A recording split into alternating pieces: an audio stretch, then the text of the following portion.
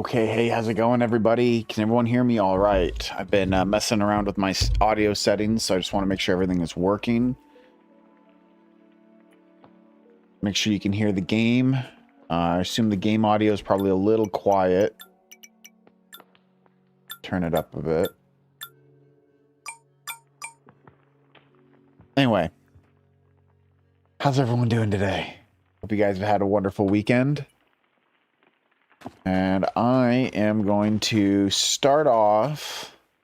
You know, the sound effects fine? Okay, cool.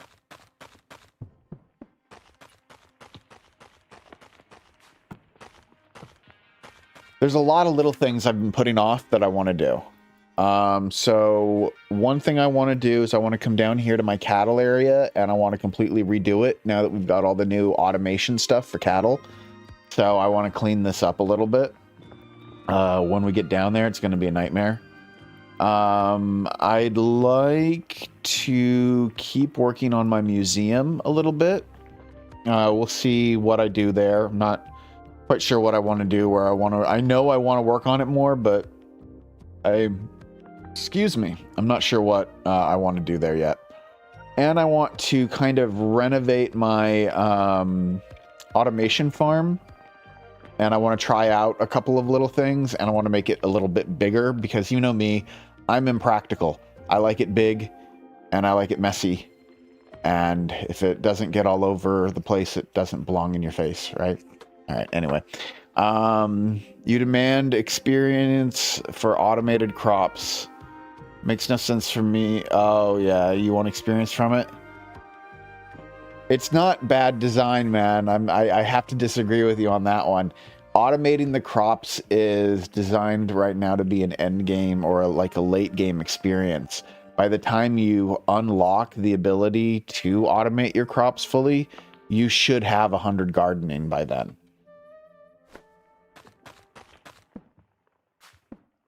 Hey, someone actually got the commercial reference. Man, oh. It has been years since anyone's caught that commercial reference, and I've been saying that shit for ages. Alright, sorry it's a little loud for a second here, guys. Gotta clear out some of the spawn.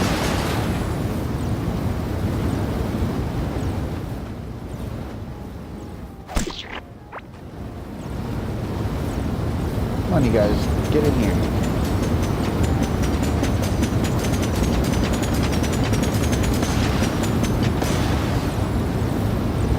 I have to kill everything here because I need to delete the farm. So I think I'm going to go to the far end and I'm going to start killing guys. You know, I need to bring a Stormbringer with me. This will be a lot easier with Stormbringer.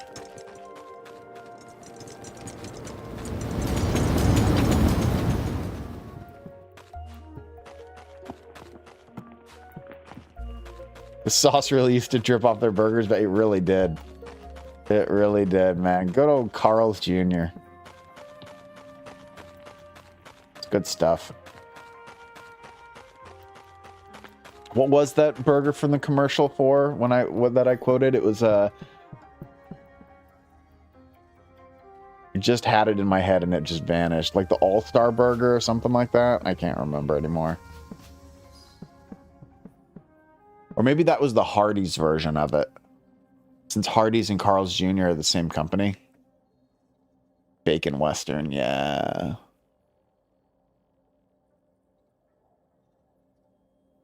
What did I come over here for again?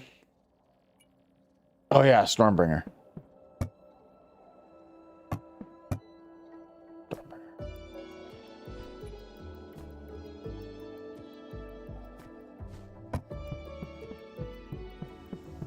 They did it for all their burgers, I wouldn't be surprised.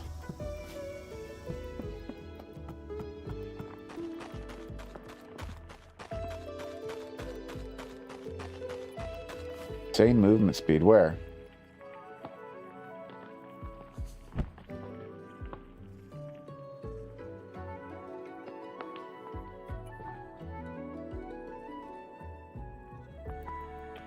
I'm only at 128. I'm not bad. Hey, subconscious gamer, you just entered Breaker's Reach last night and found it very humbling. Lots of fire. Yes, there is lots of fire there. Getting some fire immunity is very helpful.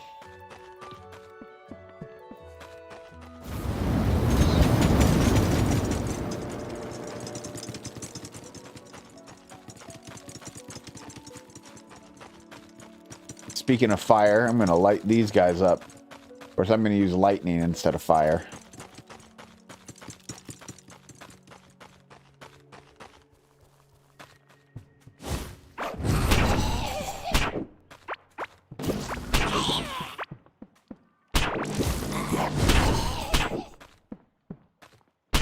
Alright, let's see here. A little food in me, get a little healing. And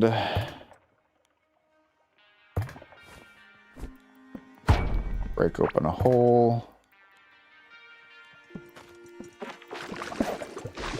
Yep, there we go. It begins.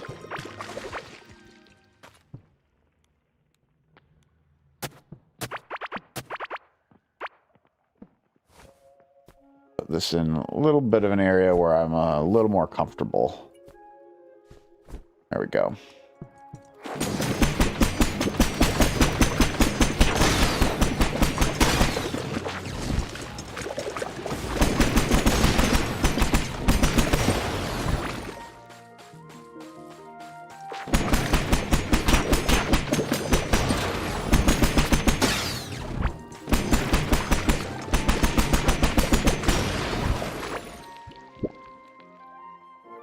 Make that, yeah, firefish.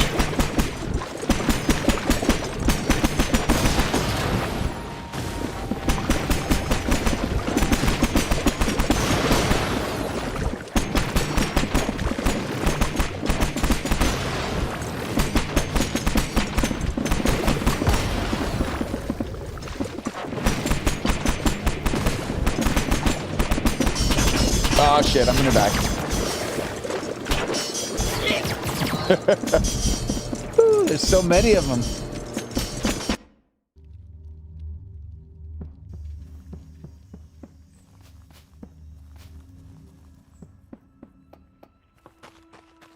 I probably should go in there with buff food equipped, but whatever.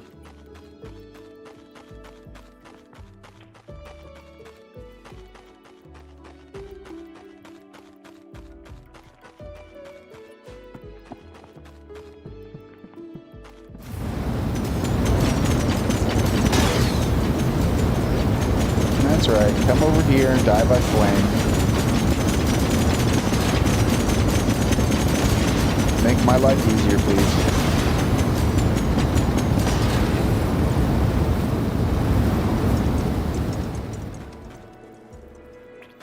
Oh man, look at all the damage they've done to the farm. It's a good thing I'm going to rip all this out. Speaking of, I should probably prepare for that.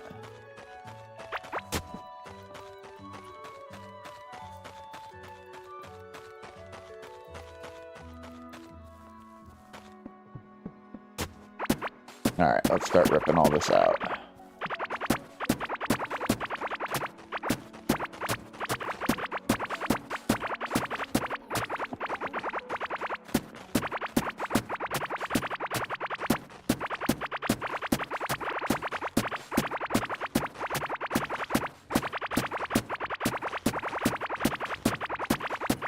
Something oddly satisfying about tearing up a mob farm and just pulling up all of these ground tiles.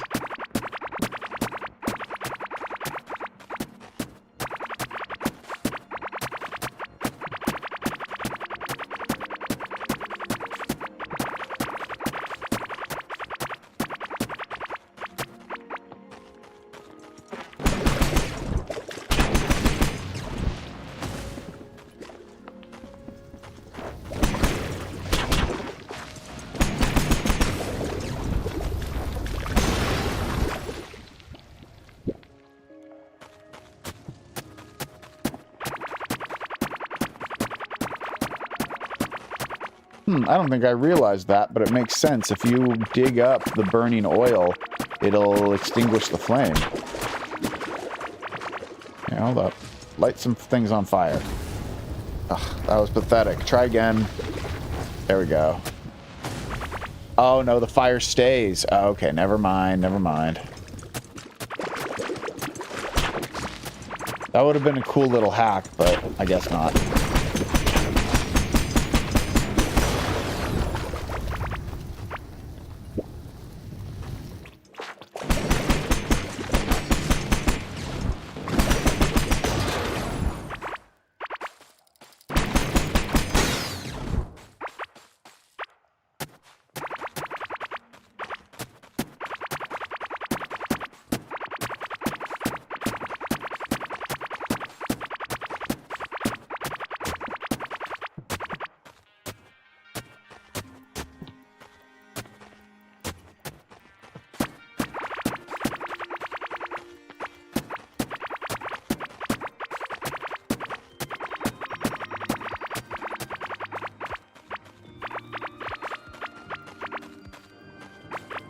It would be cool if we could get more people to join the member servers.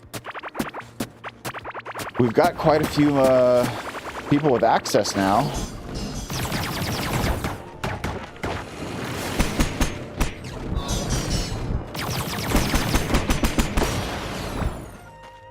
I won't lie, there's a part of me that's considered lowering it down to the $2 level, lowering the access.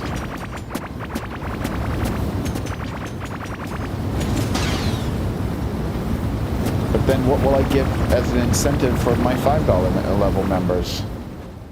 You know, those are the conundrums of these sorts of things. Got to provide incentive for people to have memberships at certain levels.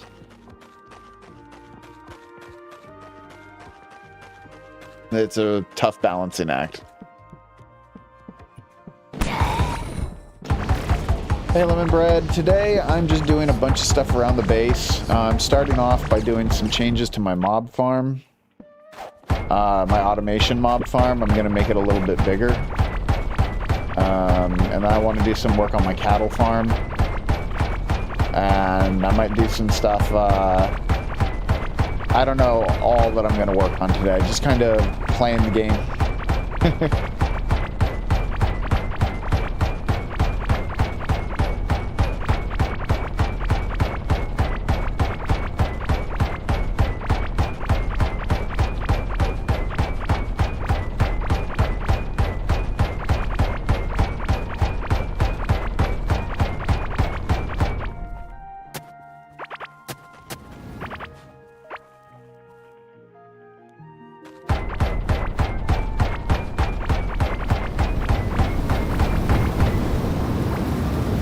Okay, so I want to keep my kill zone the same.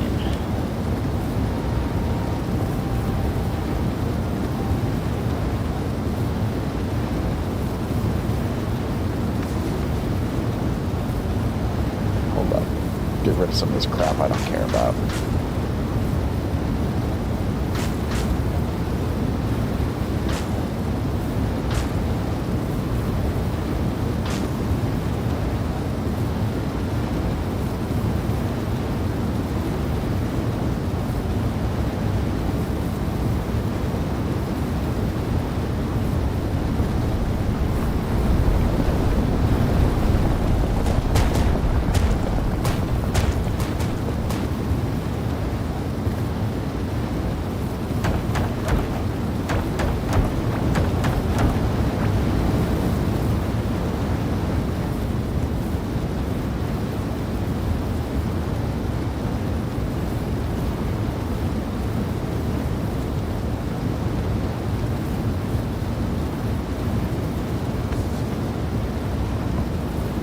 Alright, I'm going to power off the rig for a minute.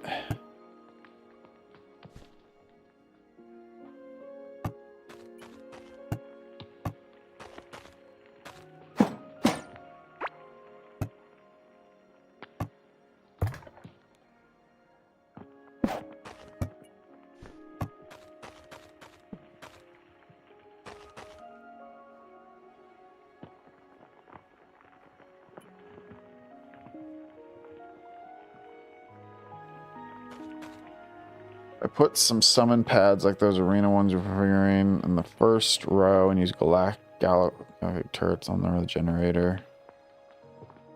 Their shots will travel the farm. That's cool.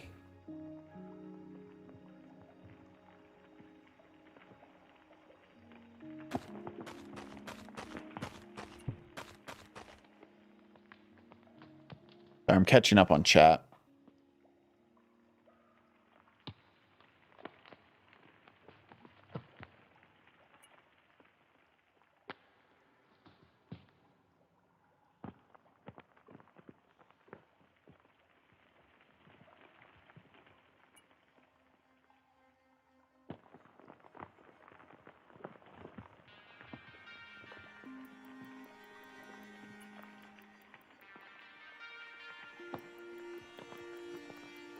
Ooh, Icarus. Maybe, but question is doesn't know about. No, you definitely can't do that with the Core Keeper server. With the Hightail server, would it be possible to let the lower tier members into the server, but only the higher tier be able to claim land with the land claim mod? Theoretically, yes, but it would require a lot of adjustment and management. I might be able to pull it off. I'd have to, by default, I would have to make it so that people don't have the ability to access that, and then I would need to add people to the permissions list in order to make them able. But it can be done.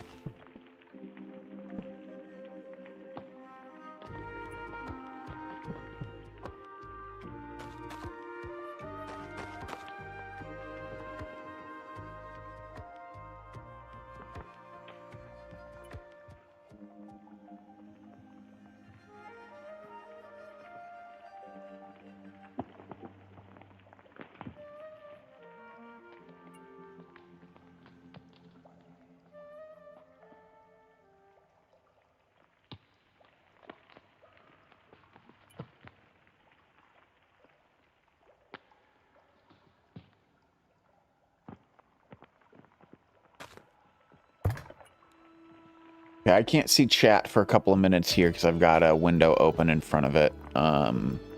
Looking at the map tool right now because I've got to adjust here.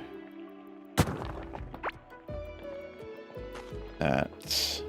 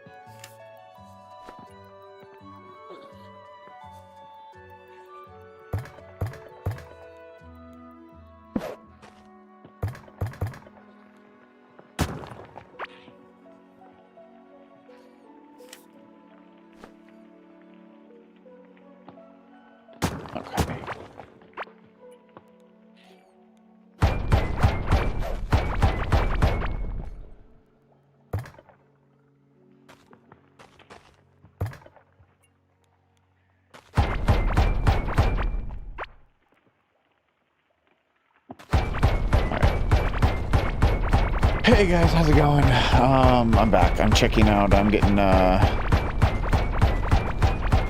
caught up on chat. Sorry. On timing, you've been going through my VODs the past week, and you can lurk on a live stream. Well, welcome to the lurk, Winged Kitsune. And Zero, good to see you, my friend. Welcome, welcome.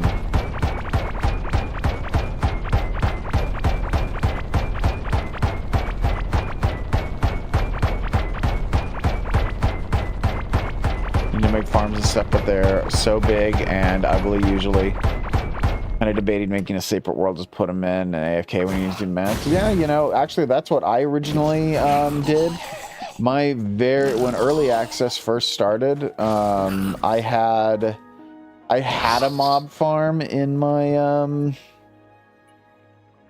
like my main base, but for the most part, I actually had taken my hard mode world and turned that into my my mob farm area.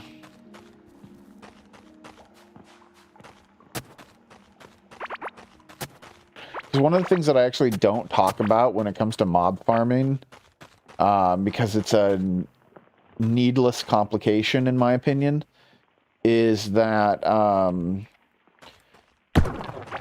you'll probably notice that in a lot of videos, people will say that the spawn timer is around 15 to 20 minutes per spawn cell.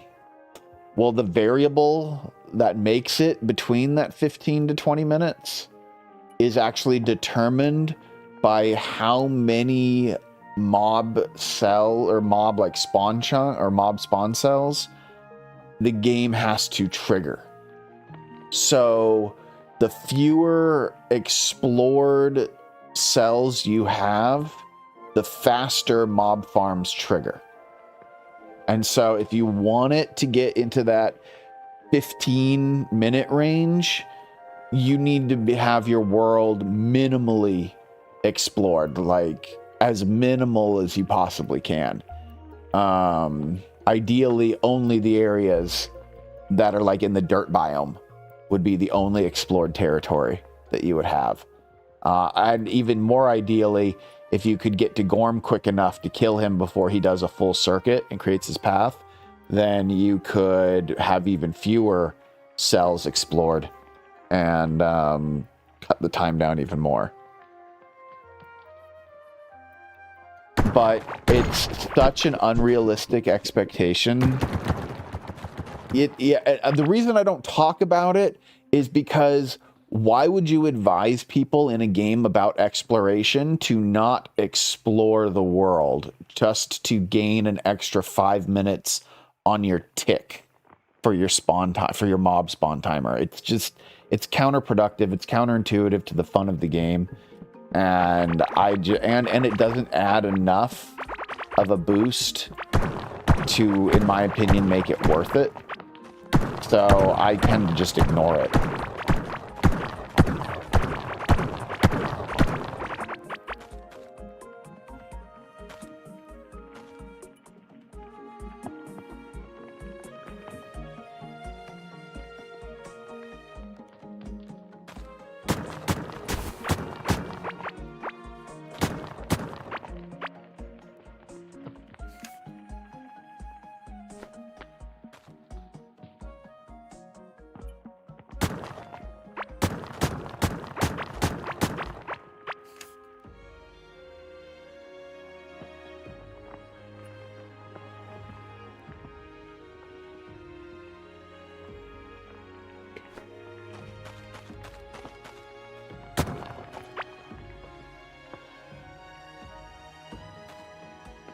Actually,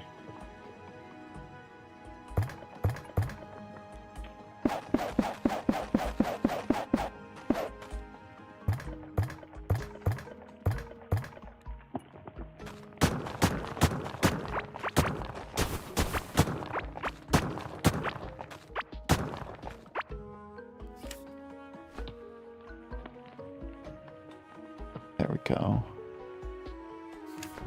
And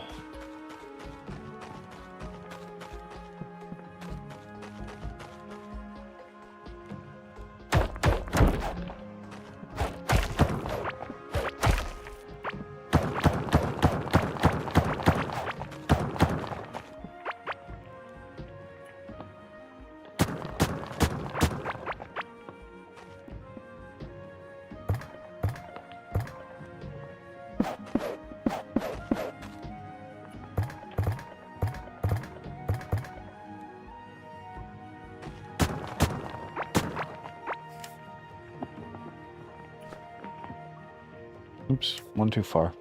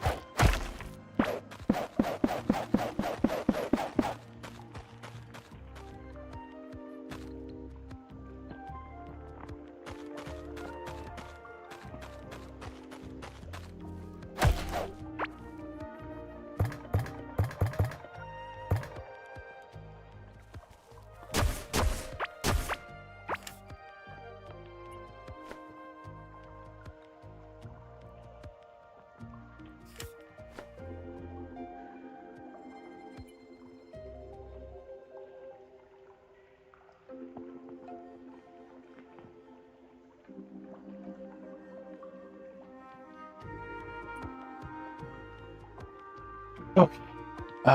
Sorry, gonna catch up a little bit about all of on chat here. 1 second.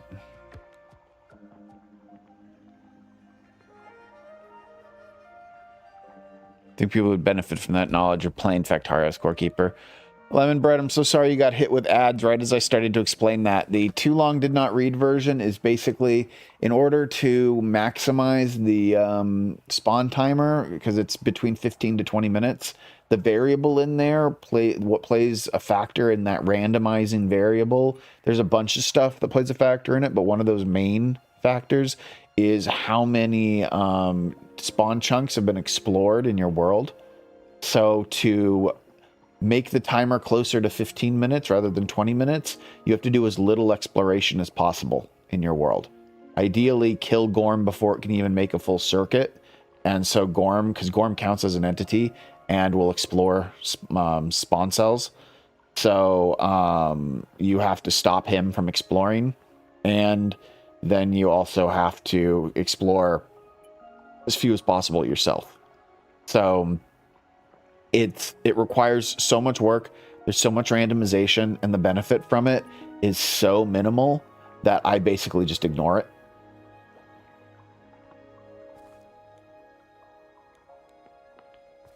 I think the devs removed the shrines from the 3 main bosses. They haven't been rewritten in your world.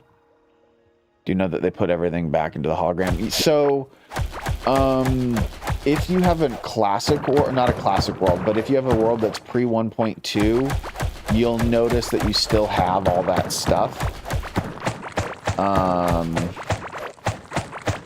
But anything that's it's a 1.2 world or newer should still have the shrines.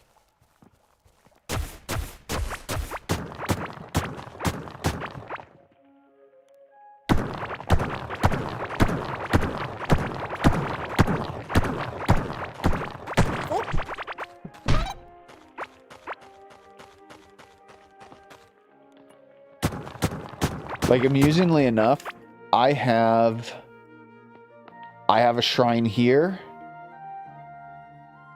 And then, of course, I've got the passage one and all the Breaker's Reach stuff. But I have yet to find any other shrines in my world. But my world's also pre 1.0. I have, like, a shrine, and that's it.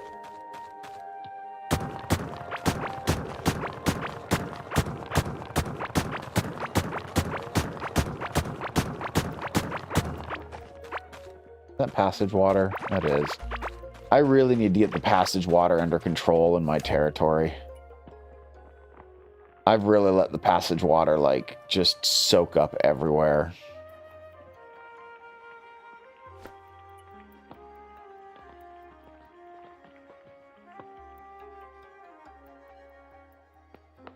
Oh well. I don't care that much.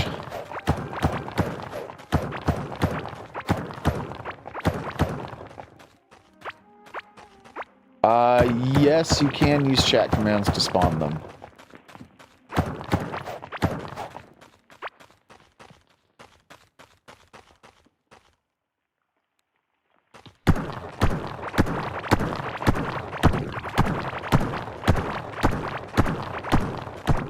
Yeah, you can definitely use chat commands to spawn the shrines. I don't know what the commands are or what the shrines are called in the object ID database. I haven't checked myself, but they are definitely there. Wait a minute, I shouldn't be filling this in just yet.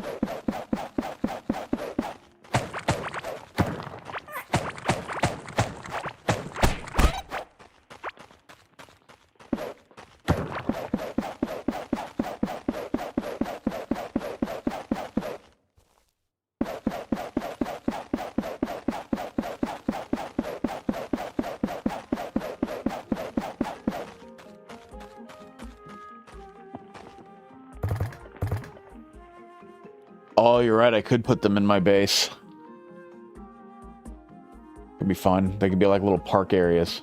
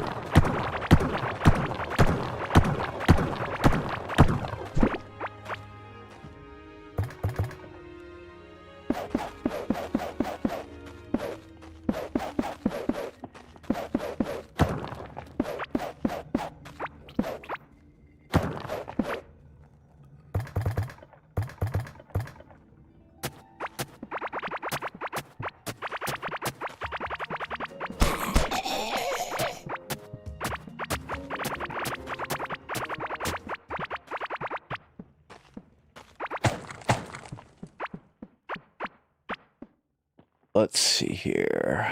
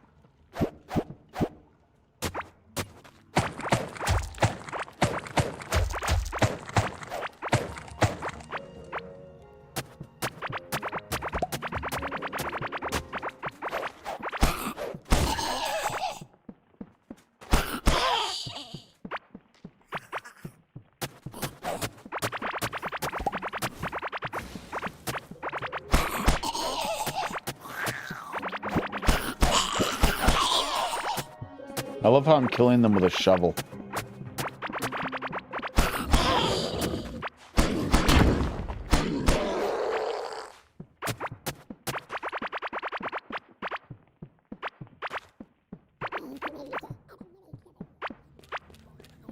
Okay. Actually, I'm not even using a shovel. I'm using a hoe. That's even funnier.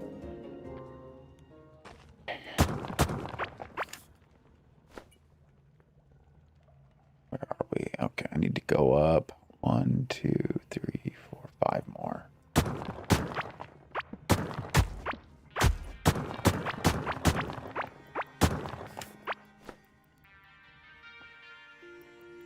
Okay, that's correct.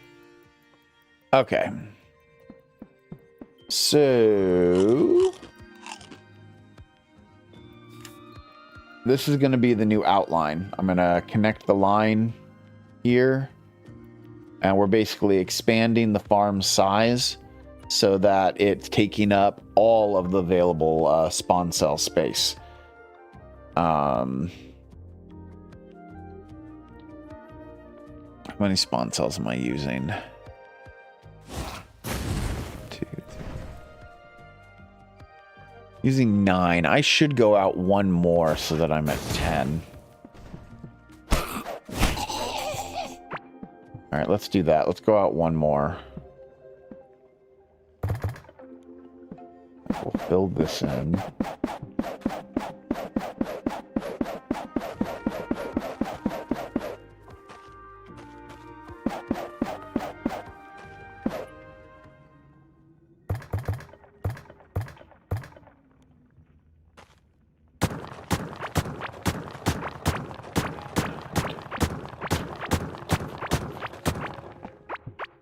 That should be the end of the spawn cell, so this should be right outside it.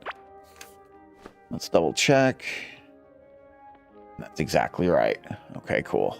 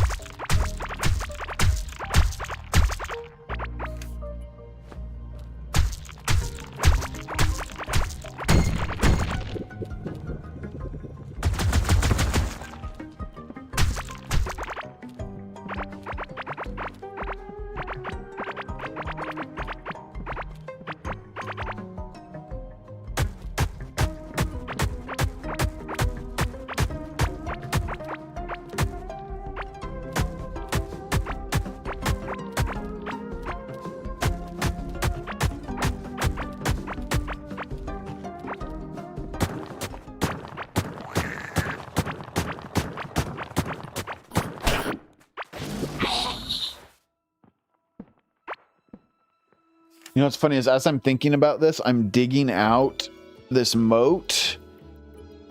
Oh, no, actually, it'll be okay. I'll put the walls that I want to do on the other side of the moat. Yeah.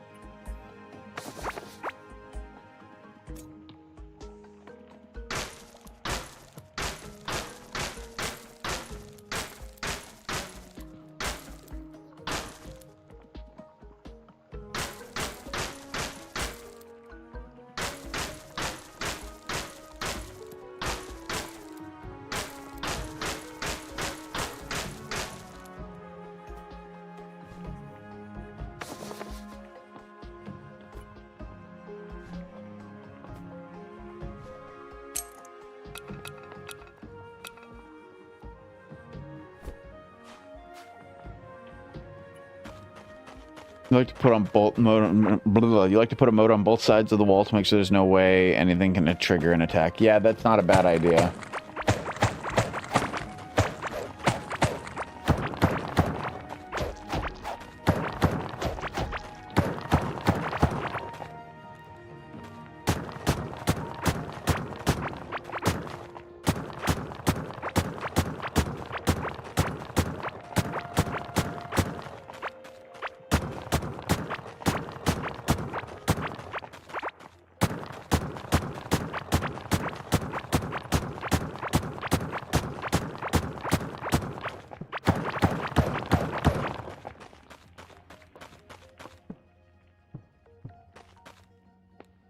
Okay. So now what I need to do is clear out everything on the inner part of the moat. And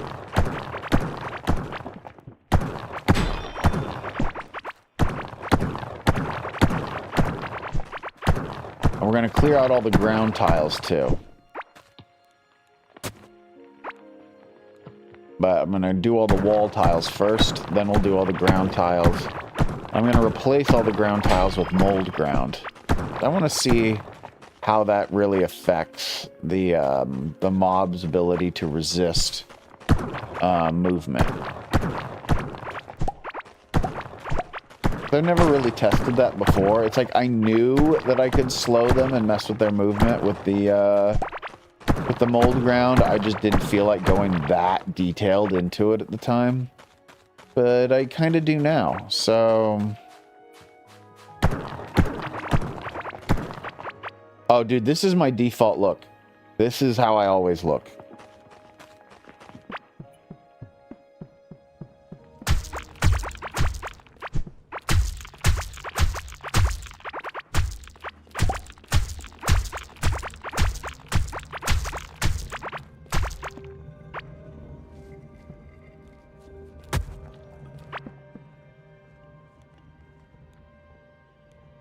And to answer your question, yes, I am tired. I'm always tired. I'm old.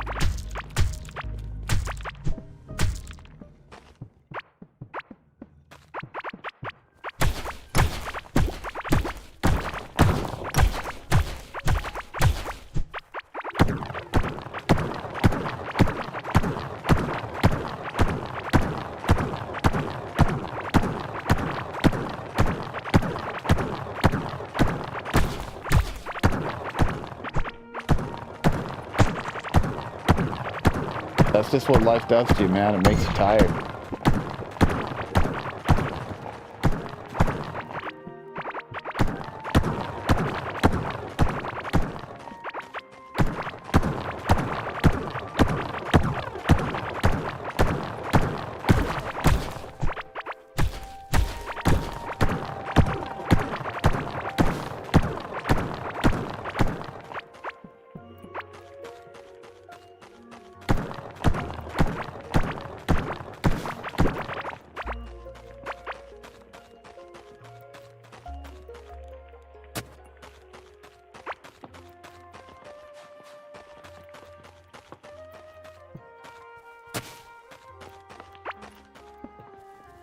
All right, cool. Let's dig it all up.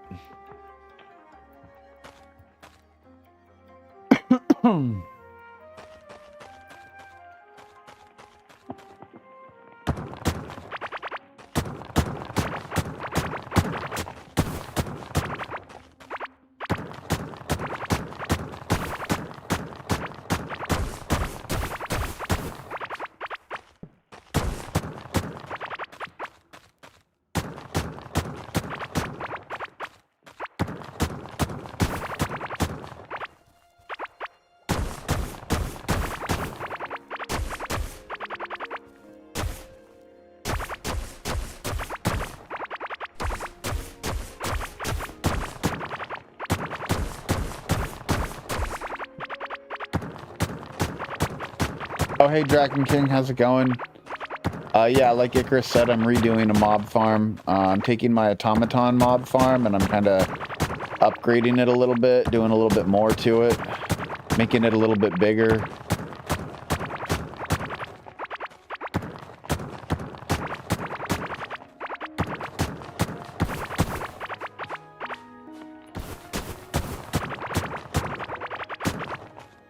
You know, it might, Lemon Bread, it might, but we're about to find out.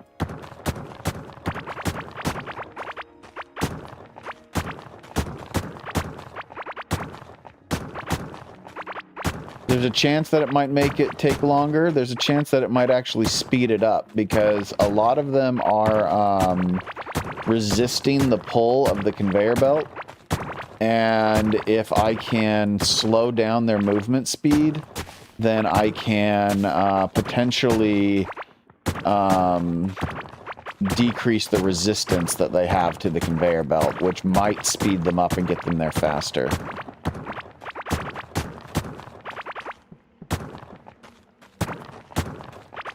I'm also going to test something that another viewer mentioned about using materializers and turrets. We're going to check that out, see how that does. We're going to try a few things. I may rebuild this farm like 5 times.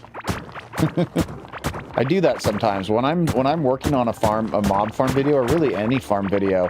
I'll build it, test it, spend a couple hours watching it, see what it does, and then I might like tear it down and rebuild it completely, or I'll rebuild sections of it, that sort of thing, because I gotta see like, oh wait, it doesn't quite do what I want it to do here, or it's running into this problem after so many hours. I gotta find a way to head that off.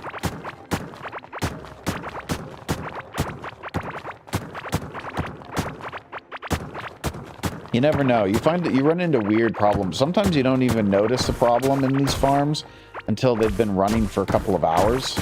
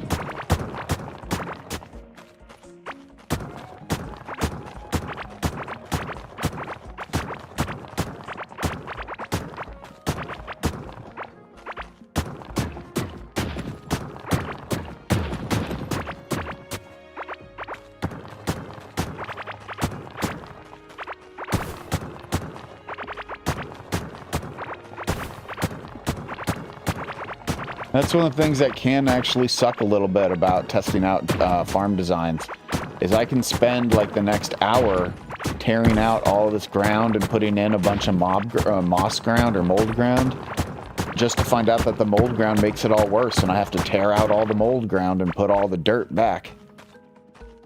Lord knows that sort of thing's happened to me before.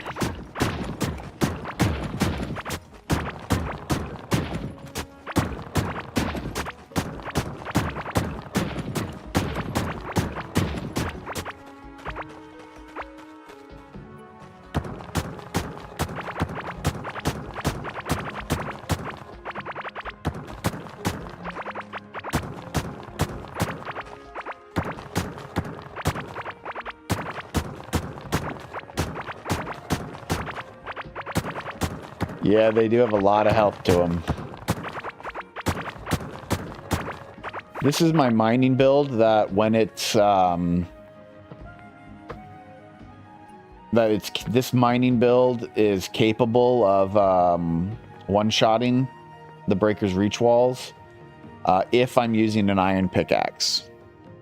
I've got to reinforce these. They've taken a little damage.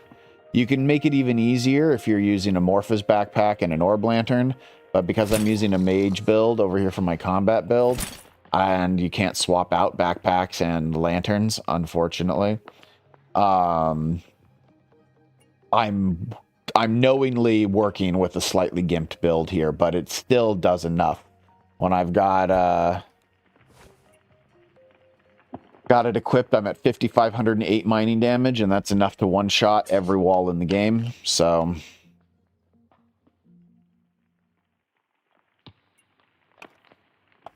Agreed, Lemonhead. I also would love bags and lanterns to be separated on each individual loadout. Maybe someday. John Dune, Study Mage, how's it going? Good to see you guys. We're messing around with bases, we're messing around with mob farms, we're just messing around. Oh yeah, and pets too, that would be really nice. That I could have a different pet setup for each one of my loadouts. Like lately, I don't even have a pet equipped because it gets in the way of my filming. But yeah, I would love to have pets have their own slots.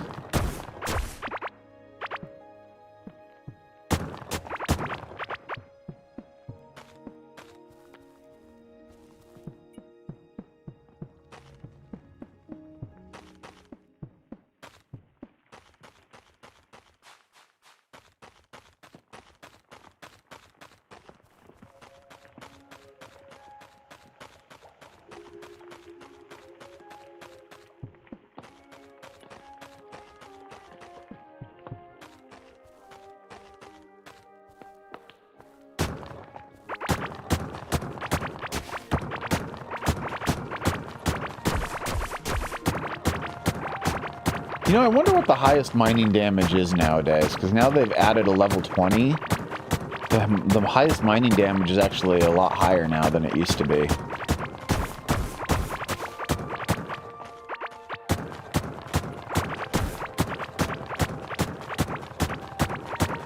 The only test I've done when it comes to mining builds is get myself to a point where I can one-shot the industrial walls. That's the only thing that seemed to matter to me at the time. But I am curious to see what the max possible is. It used to be a little over 7,300, I believe. I've got a screenshot somewhere of myself with the old max mining build.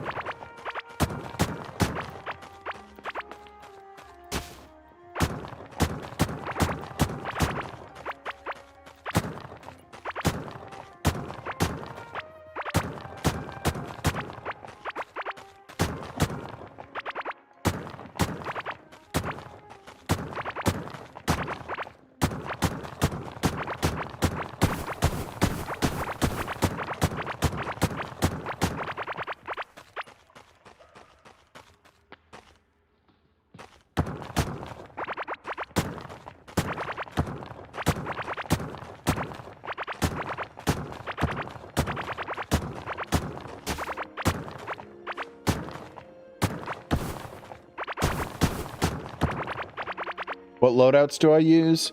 Currently, I have a mining loadout. I'll have a combat loadout. Loadout 1 for me is always my combat loadout. Whatever I happen to be using. And my combat loadout changes all the time. You know, because since I have every skill maxed on this character, sometimes I feel like playing a mage. Sometimes I feel like playing, you know, a demolitionist. Sometimes I feel like playing a melee. So I swap out loadout 1 depending on my mood. And then loadout 3, I tend to actually leave empty. And then I put whatever I need in it situationally. So like, I used to put my farming build in there a lot, or my fishing. God, I've got the hiccups today. I put my fishing build in here a lot. Whatever builds I'm testing, because I test builds constantly. So if I'm testing a new build, that'll usually go into loadout 3. I've been doing a lot of stuff with radiation crystals lately, so right now I've got the hazmat suit set up in mine. But for the most part, I just use a mining loadout and a combat loadout. And then the other one is just like a floater for me.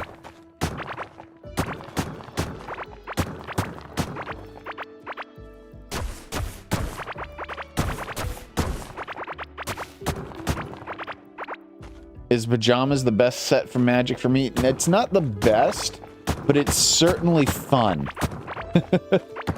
And it's good. It's good and it's fun. So that's, those are my biggest criteria.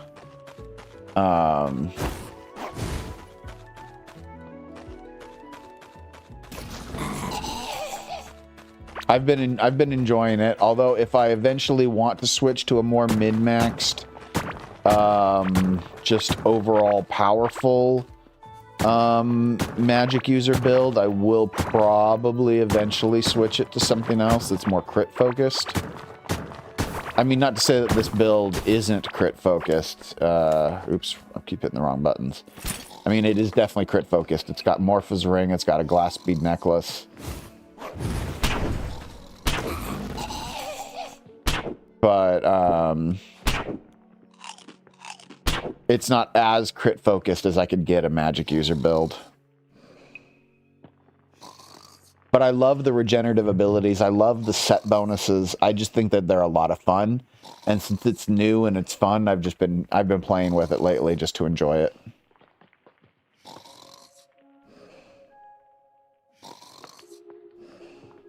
It's 3,000 mining, the damage peak of mining. It is not log gaming. It's now a little over 5,300, I want to say.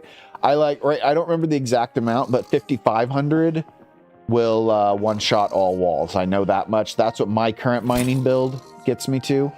When I've got my iron pickaxe equipped, I'm sitting at 5,508, and that's enough for me to one-shot everything. I don't remember the exact amount that you need, but it's somewhere between 5,200 and 5,500, so...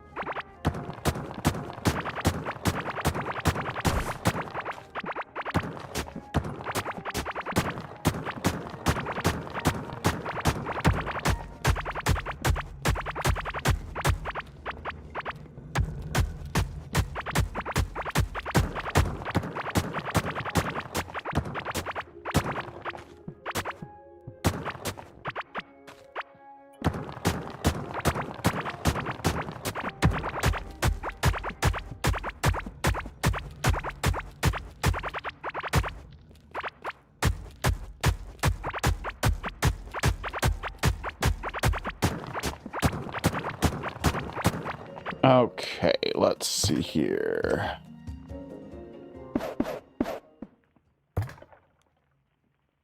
All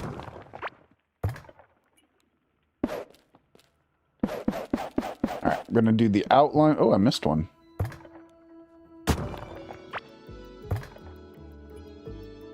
Yeah, I'm messing around with my automaton mob farm.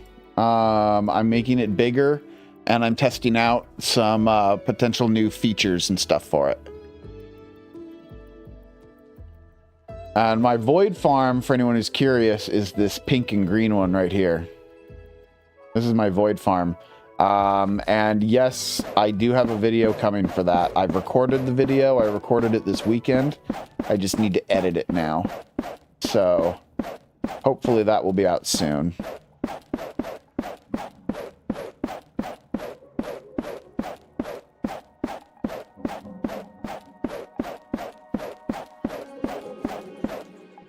You know what?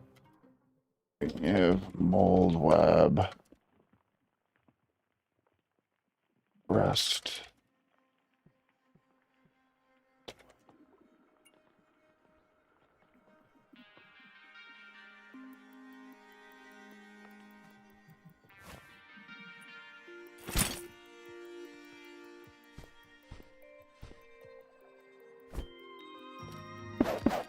No. Immunity to mold mold slowing. Very helpful right now.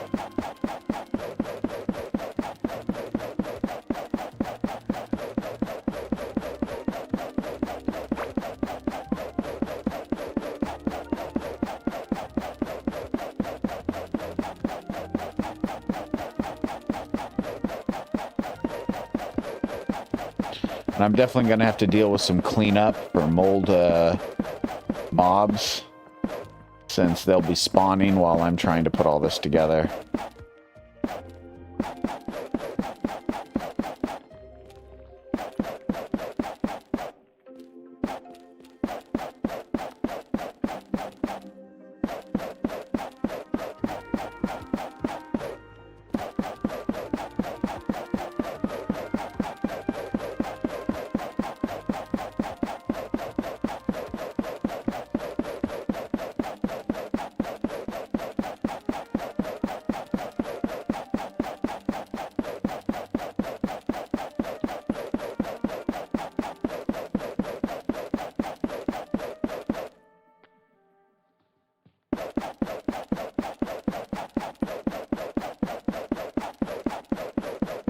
I know people like to see how it can be done, like the traditional way that everyone, including console players, are able to do it. But at a certain point, I just have to be like, I'm sorry guys, I'm on a PC and I do have access to mods. So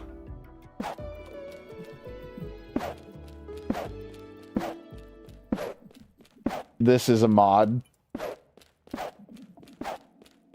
It's called Placement Plus. Regular viewers of mine were very familiar with this mod, as I use it a lot. I won't lie, I've been trying to push for this thing to go into vanilla, but it creates a lot of lag, even on my computer, and I have a pretty good computer. I can only imagine how much latency something like this would put on a console.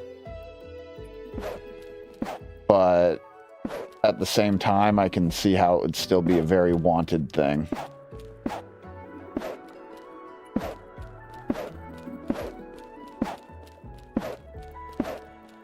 So yeah, if you are on PC, you can grab this mod. It's called Placement Plus. And you can increase the size of your placement of objects to up to a 7x7. You can control if it's a square, a horizontal line, or a vertical line. And you can control whether placement is ground only, or is wall only, or toggles between the two like vanilla. Oh yeah, the mod does break some stuff. It breaks your ability to, apparently it breaks circuitry. Which makes sense. It also breaks your ability to place stuff on walls, like wall lights, things like that. So the mod has some drawbacks. So it's like when you're not using it, it's good to have it disabled. But if you're doing major construction stuff like this, it can be a lifesaver.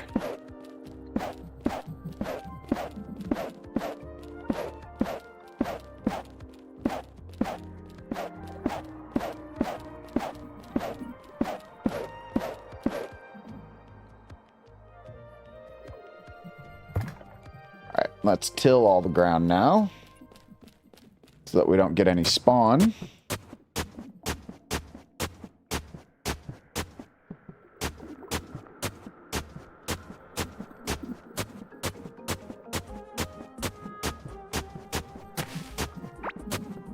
Technically, I could also stop the spawn without tilling it by simply putting my rust tiles down on top of it.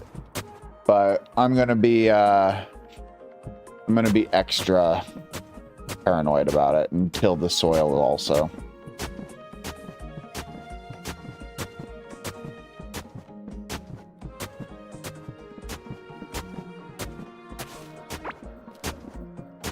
Exactly, better safe than sorry.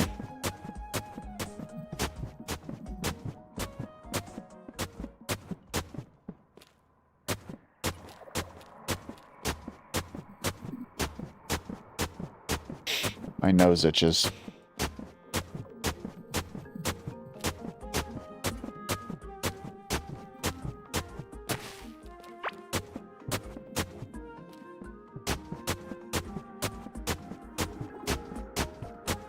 Hey, if you consider modding to be cheating, that's fine.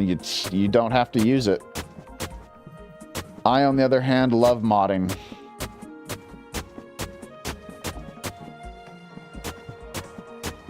I think it's great. Plus, I've already beaten this game a million times. You know, I've been playing this game for years.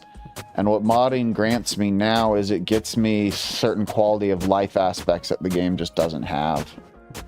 Like, I essentially can have creative mode while I'm in survival mode, which is an aspect I really love.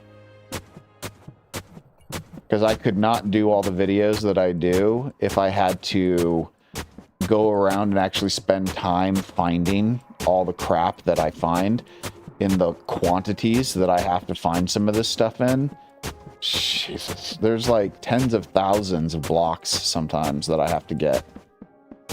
Just so much easier to just spawn it in. Saves so much time. And then I can make more content.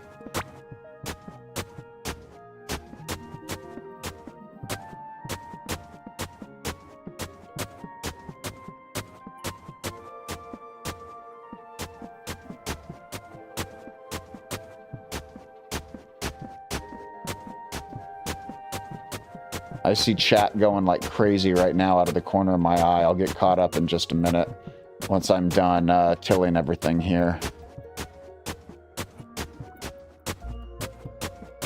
Okay, there we go.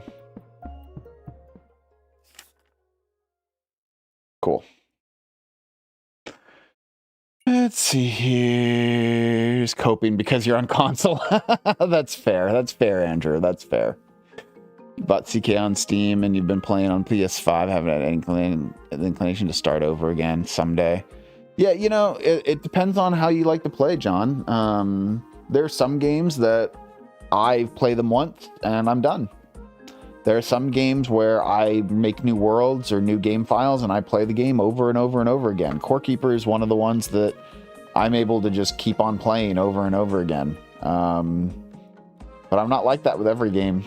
That's for sure.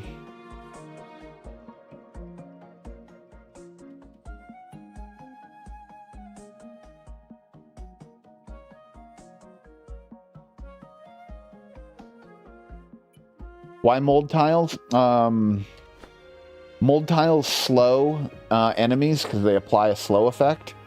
And so it impacts the movement capability of mobs. Usually, for most mob farms, what the mold ground does is it essentially slows them to the point that it keeps them in the kill zone longer, giving you more time to actually, giving the kill zones more time to do their thing. For me, I'm hoping that what this will do is counteract the movement speed that the automatons have, because they are able to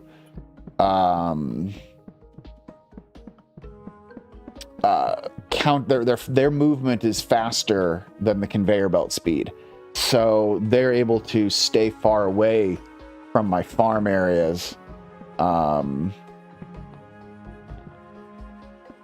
from my kill zone, and I don't like that. So, I'm trying to lure them into the kill zone and get them stuck in the kill zone.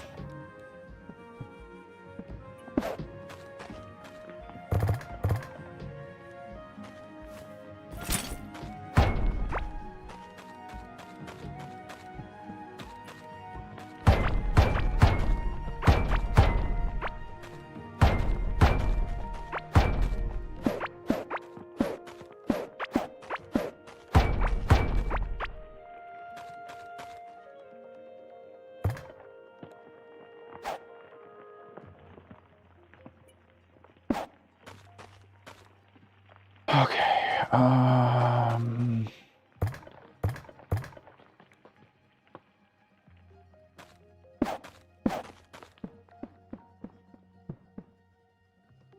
Alright, guys, I gotta pee. I'll be right back.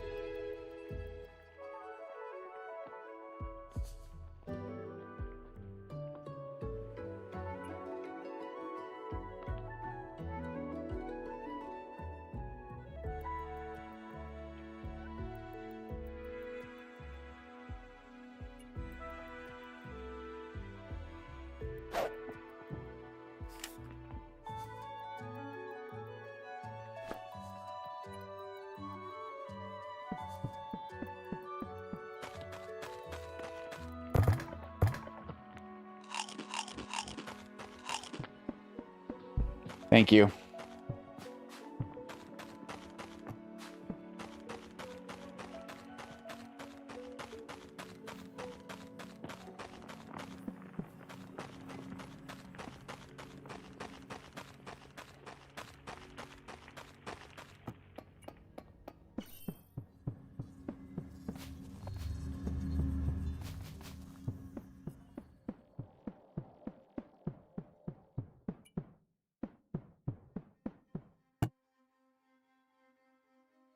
Okay, let's see here.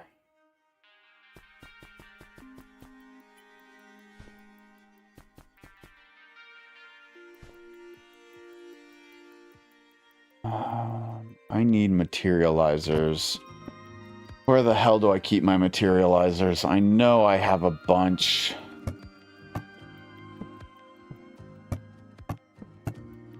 Here they are.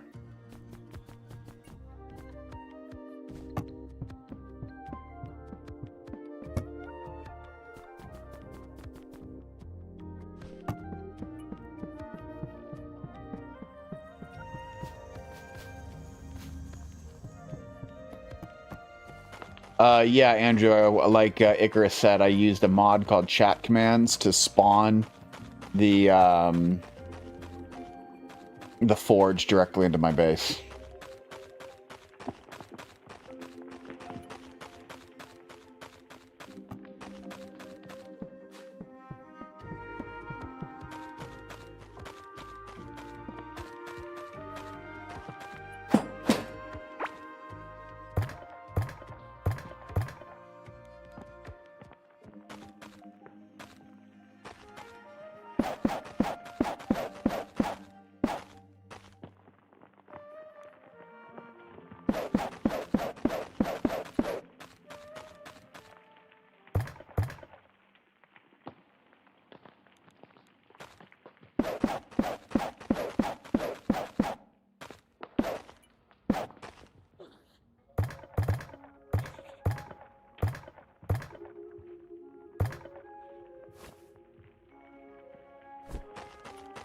Like, where the heck's the power? And then I remembered, oh yeah, right there.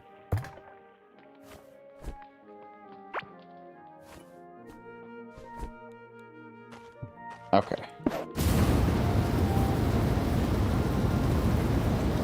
Oh, do those really have to have... Oh, come on, I'm providing them with power. Why aren't they auto-triggering?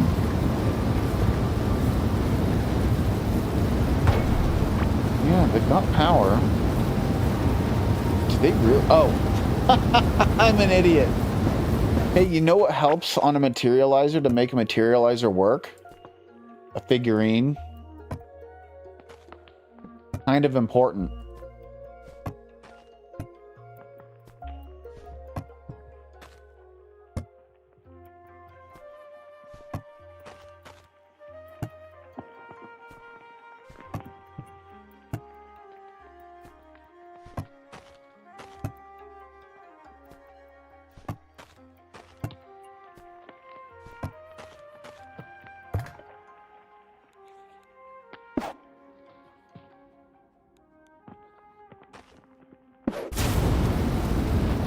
Okay.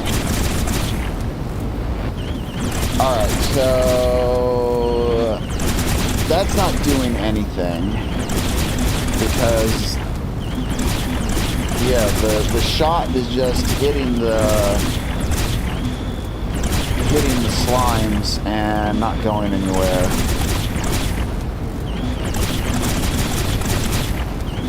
So... That does not work.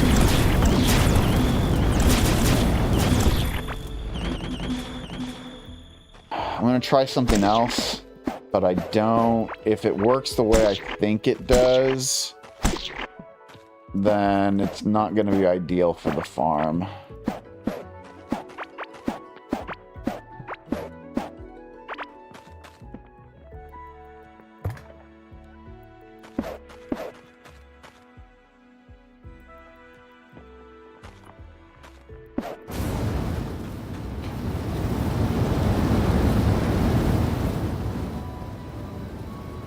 Okay, let's see here. First, that there, give a lowered view, spawn that. Too far away for it to trigger, okay. I don't remember the distance that these guys trigger at. Put it as close as I can without getting burned. Sorry it's so loud.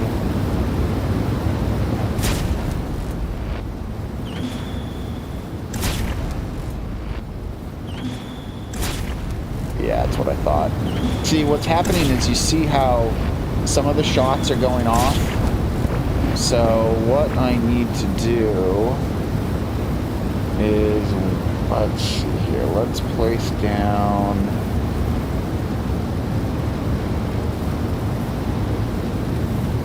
down a dirt tile. Wait, no, not there.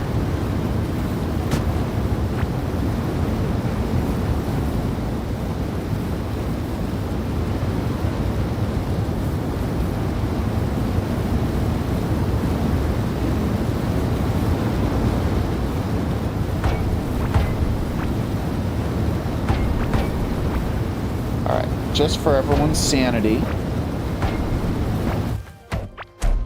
we're gonna power off and we're gonna cut the power to the flamethrowers so that they cannot bother us for a while. And I'm going to put materializer here. Oh my god, are you serious? Materializer here. And let's put down some temp walls to block them in.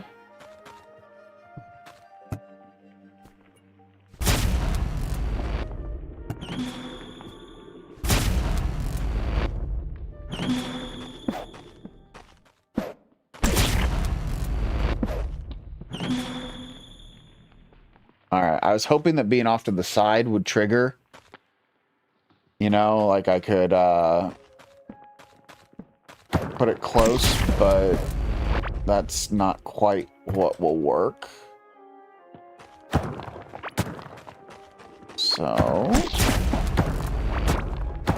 just gonna get rid of that.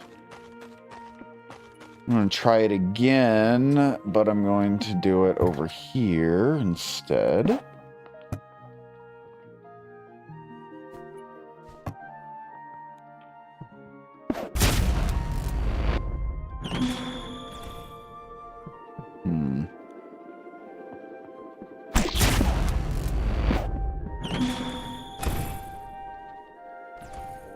So that does trigger it, which is good. Good in some ways.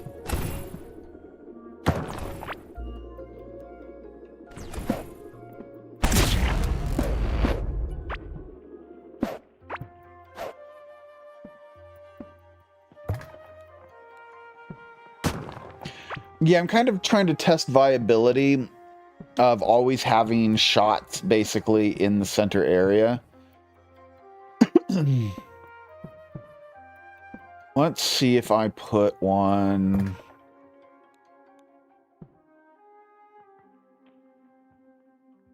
The problem that I'm having is that to block it in, like I either have to put a wall here or I have to expand my moat, you know? If I'm expanding my moat, I'm decreasing.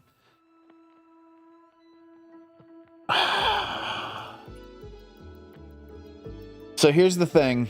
Here's the other thing.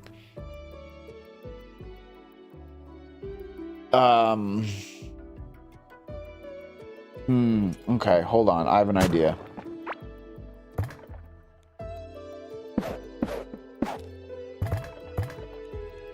I can't have any of the slimes in the farm. They can't be in the farm. Because if they trigger aggro, oh my god, the damage that these automatons will do. So, what if...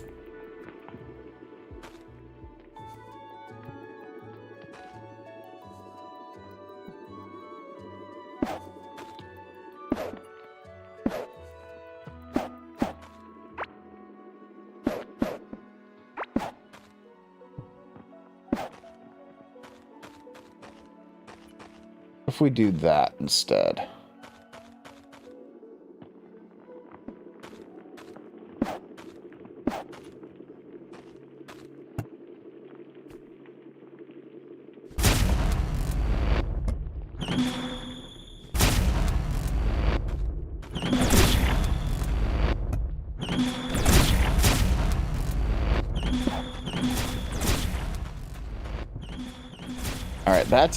That's only triggering the individuals. That's not triggering any of the ones around it. Unfortunately.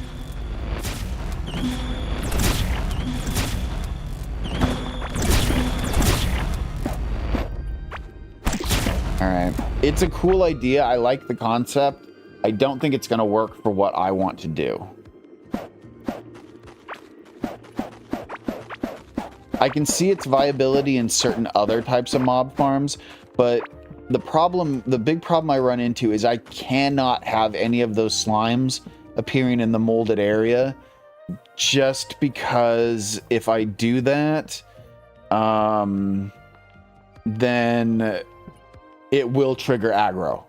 And I could put moats around them, but then I have fewer spawn tiles in my farm, and I'm trying to maximize my spawn tiles. And apparently I need a distance, apparently. Because I could tell when I put the slime further away, I was triggering multiple turrets, and it was kind of working the way I wanted. But putting them further away just creates other problems that I can't solve.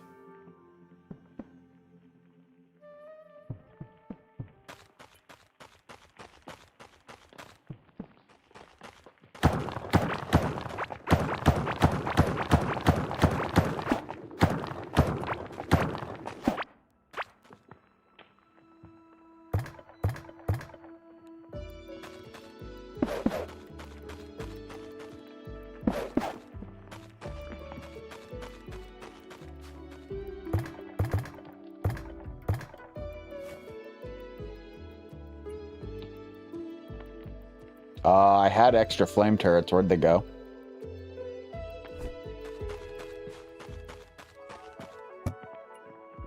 There they are.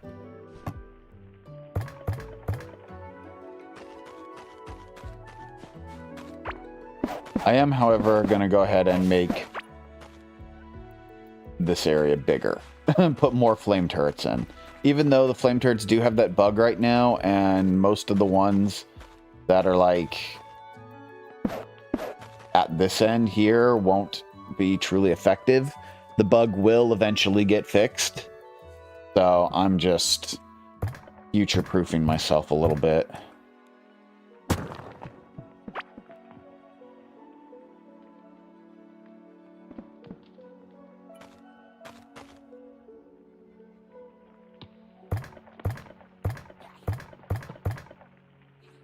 Thought I had more turrets. I brought...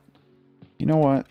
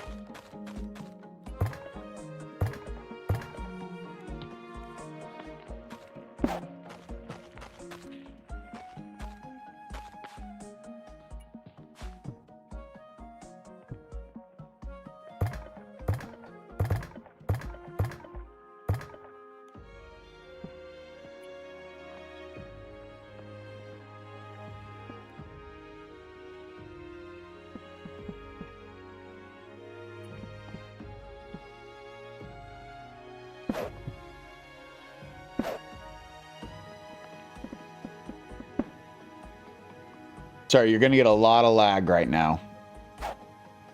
This is one of the areas where the mod gets really, really laggy when I'm placing. I'm going to decrease it a little bit. Make it a little less laggy. But not much. It'll still be laggy as hell.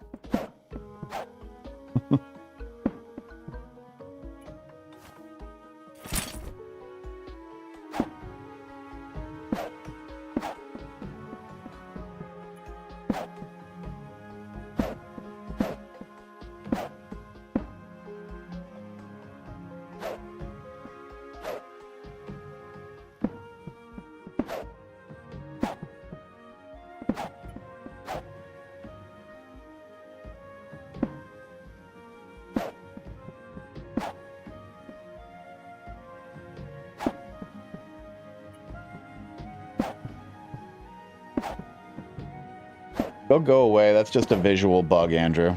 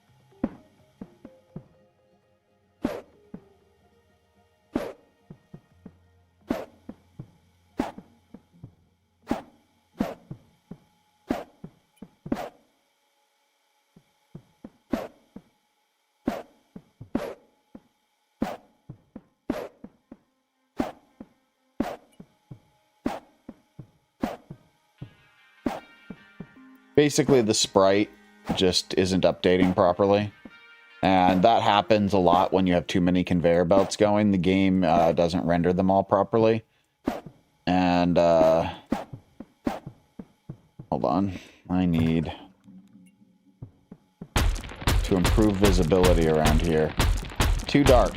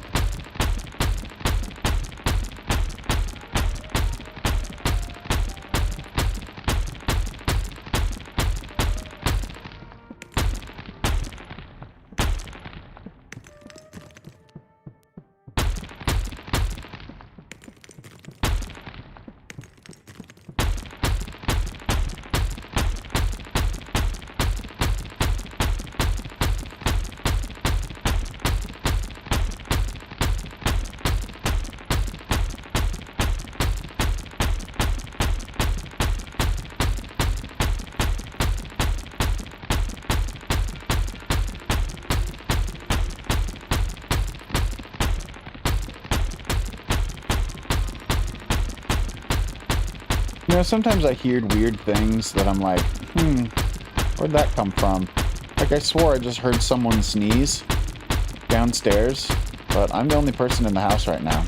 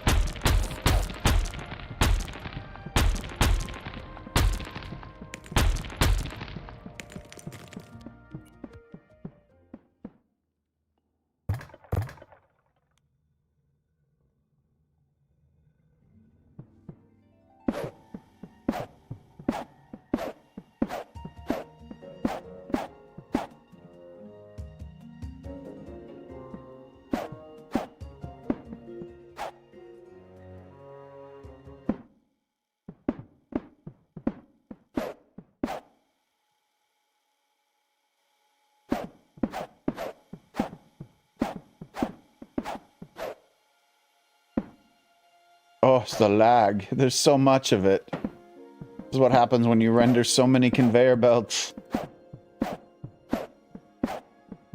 I swear, I caused the devs no end of frustration with these giant mob farms. Me and a bunch of other people during early access, building these huge mob farms that they then had to figure out how to optimize and render better.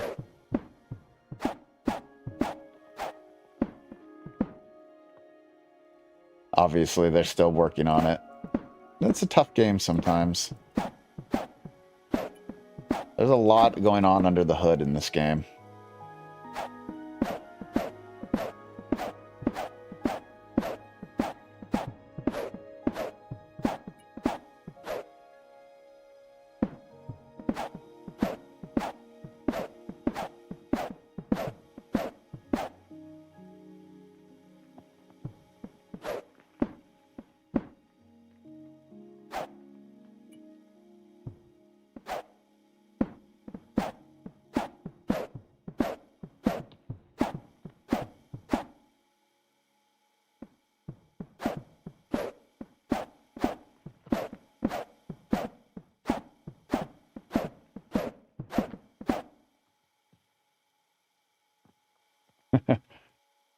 Yeah, what am I collecting? Currently, I'm collecting lag. So much of it. Don't worry, the lag will be over soon, guys, I promise.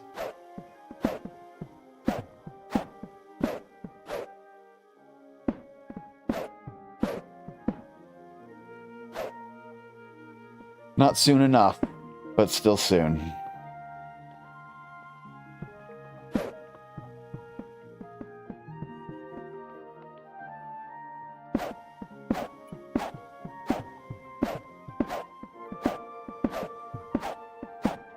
I haven't done walls yet either, which I got to do my exterior walls before I put down the spawn tiles.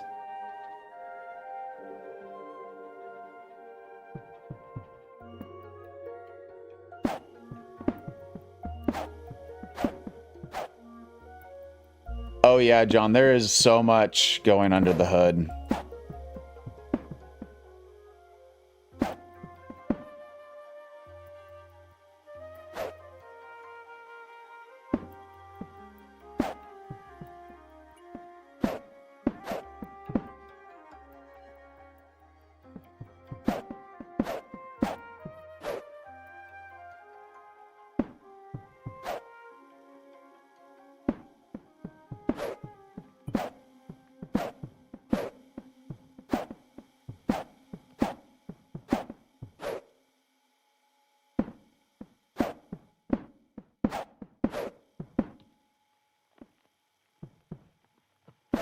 I could probably decrease some of this lag if I turn down my shaders and my lighting, but no.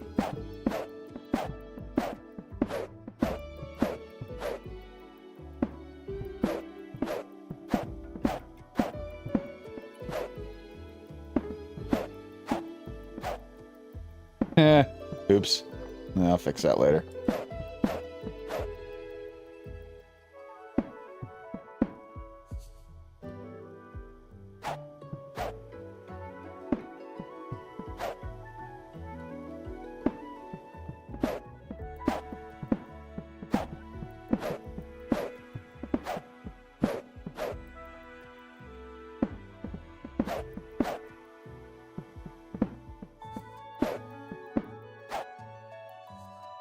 We're almost done. We're almost done.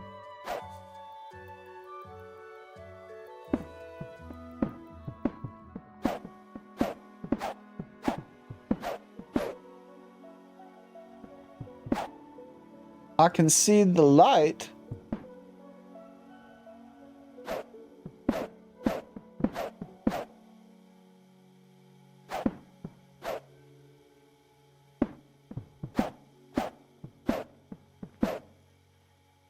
All right, there we go.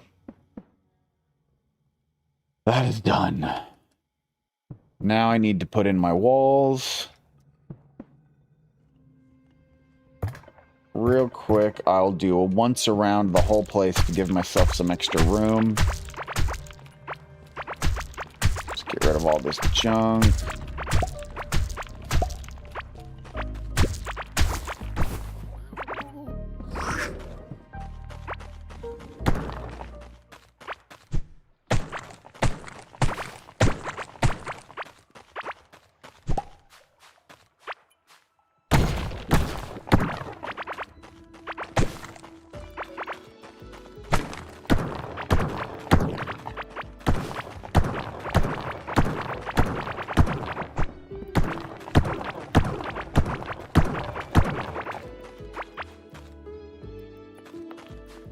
Why do I need such a big farm, sir? Because I want one.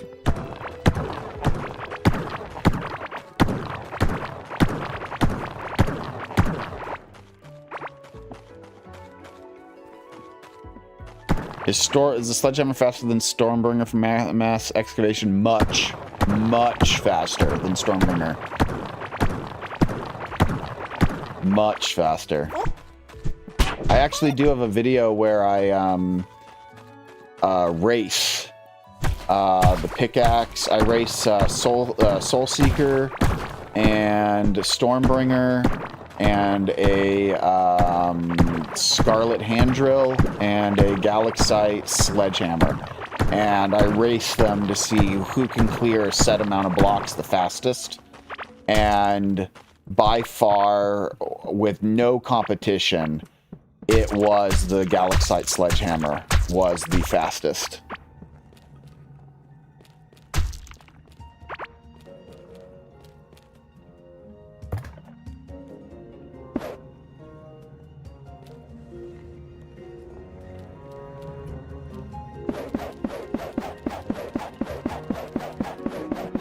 I did not test the Burnzooka, I will admit that. The Burnzooka is probably the fastest out of all of them.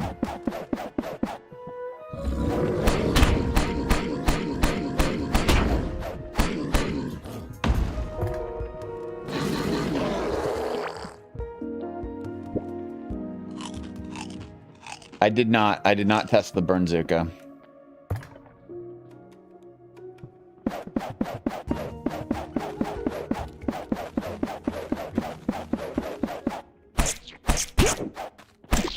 But to be honest, it probably would have won. Because the Burnzooka probably would have just fired a single shot and destroyed the whole thing. So, you know, the Burnzooka is definitely the best when it comes to mass clearing.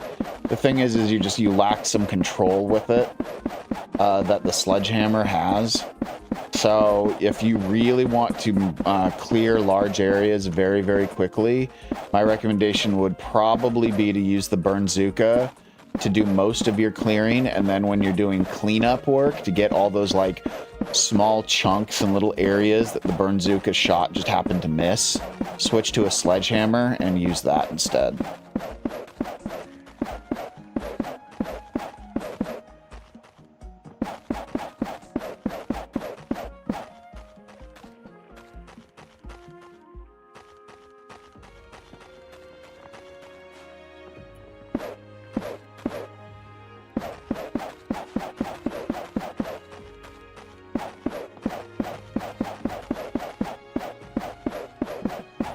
How did I get this many spawn tiles, Johan? I spawned them in, but you can do multiple worlds. I have cleared out most of the spawn tiles in my main world, and I got around 4,500, maybe 5,000. So you'll definitely need more than one world to get to get over like 5,000 or 6,000 of a spawn tile, or at least for the rust pile ones.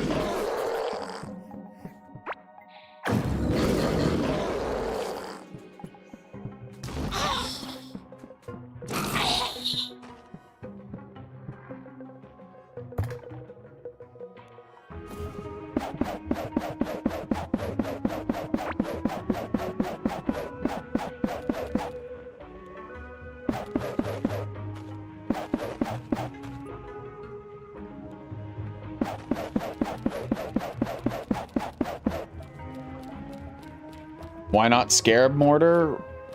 Because the Burnzooka does more damage than the Scarab Mortar. The Burnzooka is a better version of the Scarab Mortar.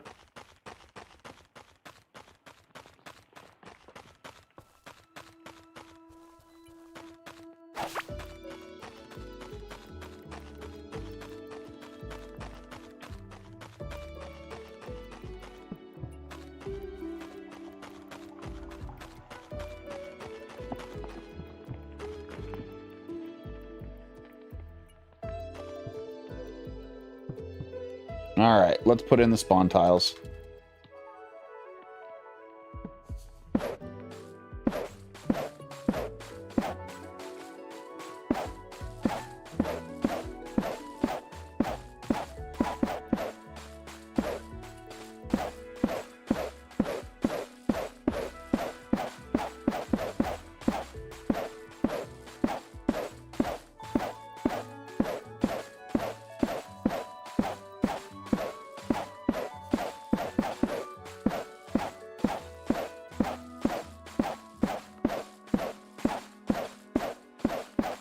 I already saw a mob spawn right behind me as I was just moving to the edge of the screen.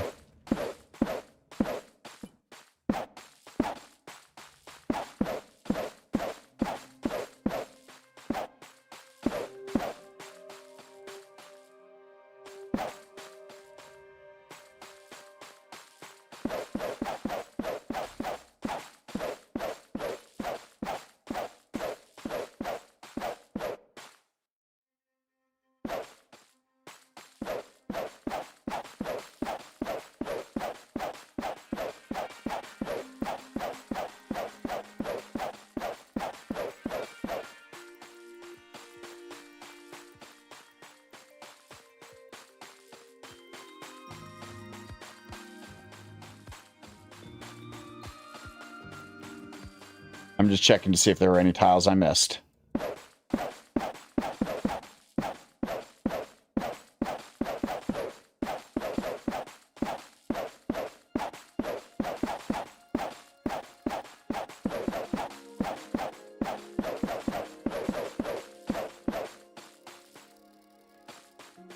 Try to replicate without mods. How will you do this without getting killed? Patience.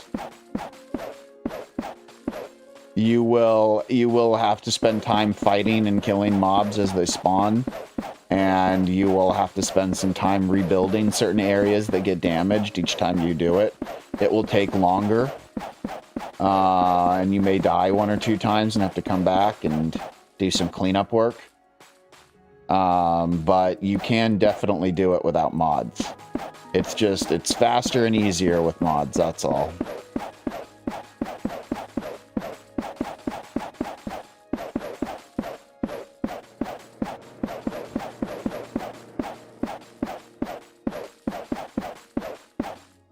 I try to showcase how it all is done without mods in my videos, but here on the stream, I'm a little less concerned with that. I'm just more concerned with getting it done.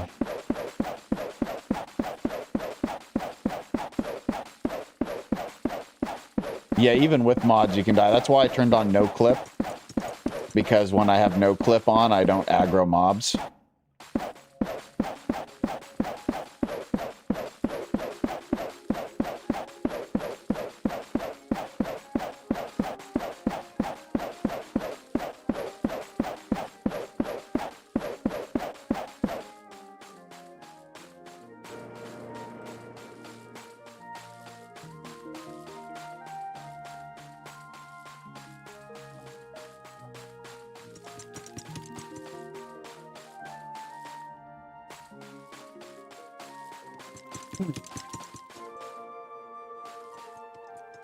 They're still resistant, but it looks like they're not as resistant. Like he's just moving down the line very, very slowly.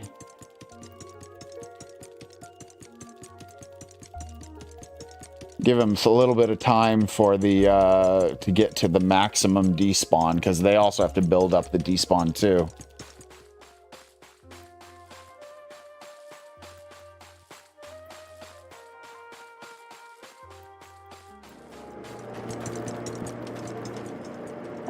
Okay, this is where I have to be real careful.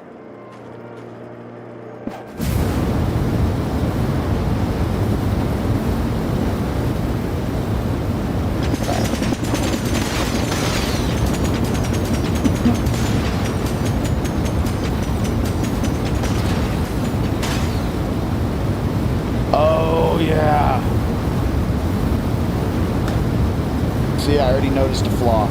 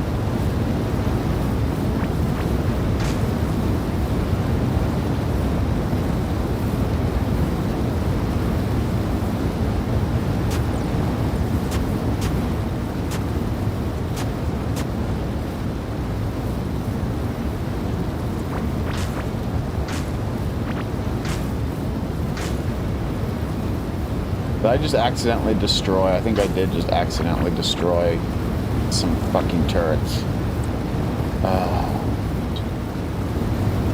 Always something.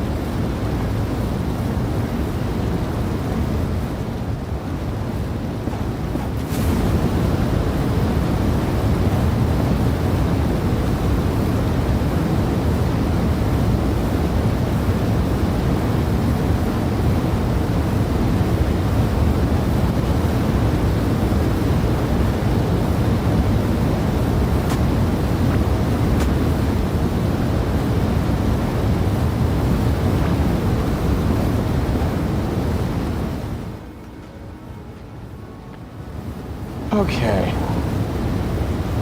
So now we just have to let that run for a few hours. And see how it does. Let's turn on no clip again real quick and take a look to see if we've got anyone in here that we can watch. Oh, god damn it.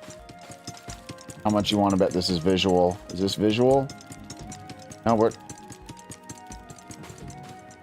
Yeah, that's visual. Alright, so you may notice this, this happens on,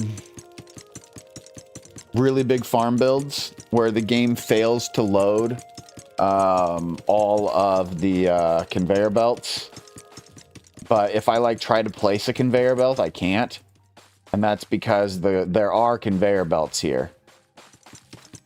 It's just, the game's visuals have failed to load them. So if I, like, go away and come back, yeah, they're all there. So...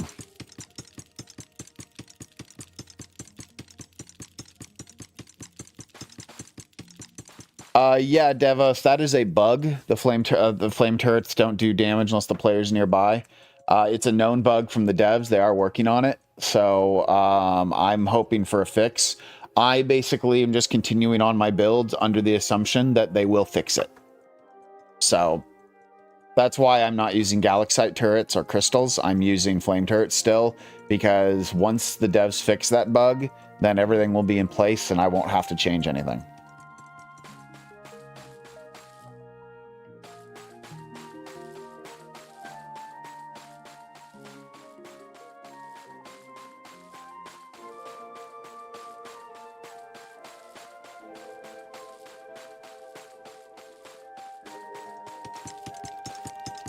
So yeah, he's slowly moving down the track, and he's not, like, happily just roaming all over the place like they were before I changed things. So I think this might work. Now it's just a matter of giving it time.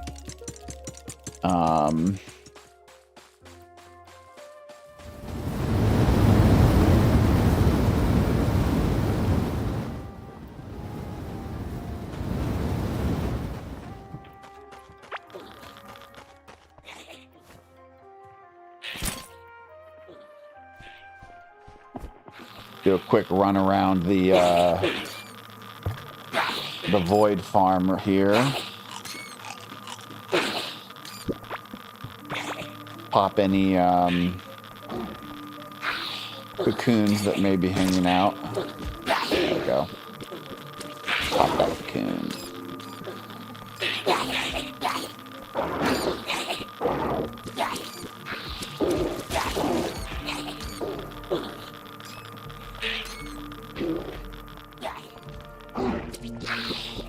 I haven't published my video for the Void Farm yet, Andrew. I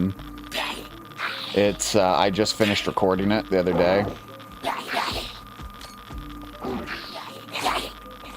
I do not have to manually destroy the mushrooms, no.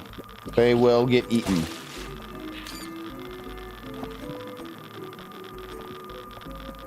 So I've got drombles. You see the little camel guys in the farm? They're immune to radiation damage, and they eat mushrooms. So since I have the breeding turned on for them, they'll slowly multiply more and more until there's enough of them in the farm that they regularly keep the food down.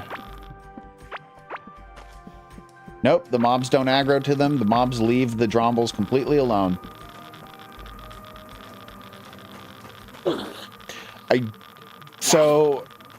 I do have to pop cocoons. Yeah. I have to manually walk around the farm to get the cocoons to pop. Because the cocoons are treated as an object, not as a mob.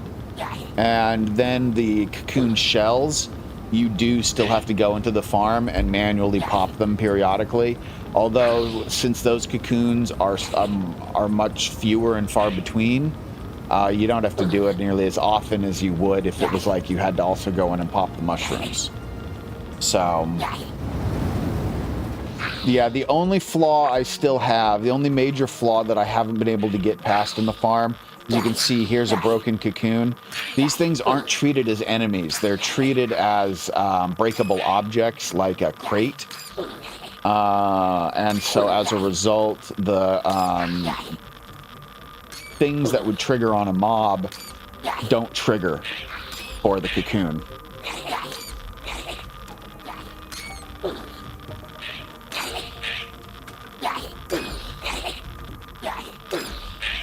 Could I use a rune song charge into the farm? You know, that's a good question. I've never tried.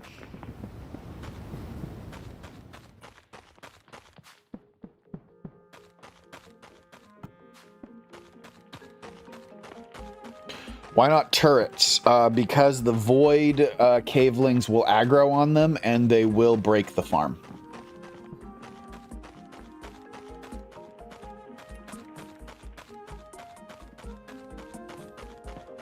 It's also why I don't use spike traps, because the void cavelings aggro and break the farm. It's also why I don't use robot arms or turrets, or not turrets. I don't use robot arms or drills because the void cavelings aggro and break the farm. So I was about to say, what did I come over here for? But I came over here for a rune song.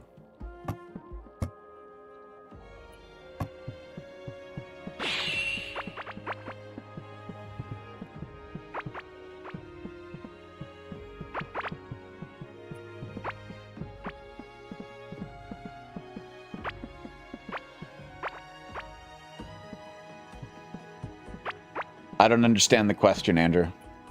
Sorry.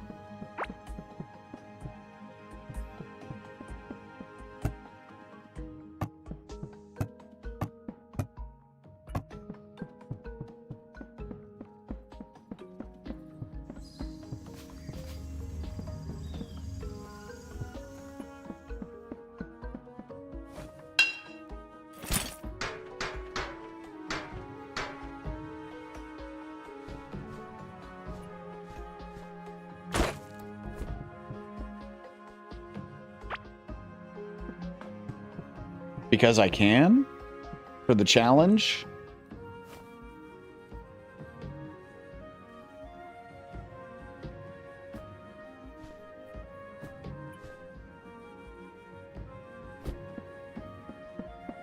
Void farms do have great alloy drop chances. That is true.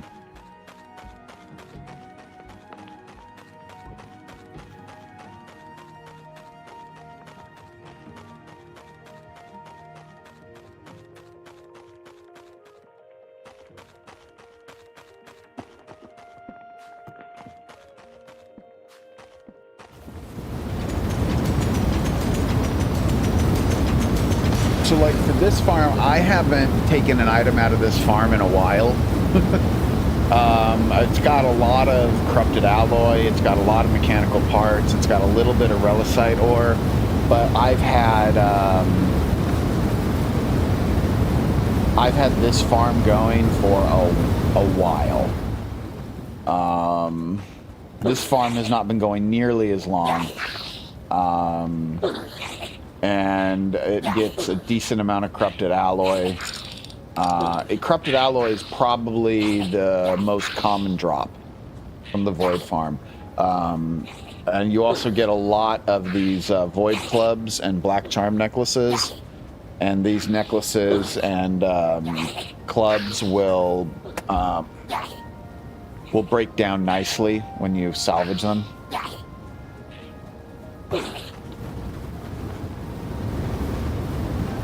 And also, for anyone who's curious, the reason... No, I have not tested the rune song yet. I didn't find one. The reason why I have poison tiles in here is to prevent healing on these mobs. Because as long as the caveling walks over it once every, like, 10-15 seconds or so, then they won't heal as much, and it'll help them die a lot quicker. The thing is if another mob, like, for example, poison slime, spawns in the Void farm, the Void cavelings will aggro, and they will break the farm. So I have to have fewer than 5 tiles of poison per spawn cell. So for every 16 tiles, I can't have more than 5 of them being, or not every 16, but for every square of 256 tiles, essentially, I cannot have more than 5 of those tiles be poison tiles. As long as I do that, then I don't spawn any mobs, and it becomes possible for me to have the poison tiles in there without screwing things up. Hey, Big Les! Love your Core Keeper content. It's my new favorite. I love it. Keen for the new update. Beat Void and Voltjig. Can't wait to see what else is in store.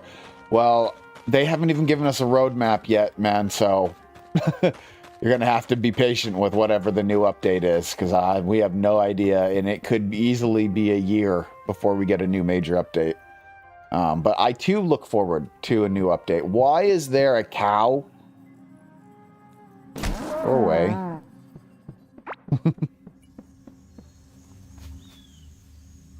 Okay, I need a rune song. I need a rune song.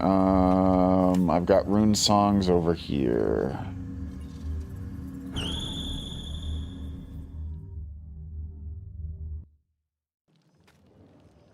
For your what farm, what did you change exactly to prevent them from roaming around? Oh, sorry about that, Johan. I removed all the ground tile inside the farm, and I replaced it with mold ground. And so the mold ground slows them and makes it so that they can't roam around as easily, so that they're now caught by the conveyor belts and come into the kill zone a lot quicker overall.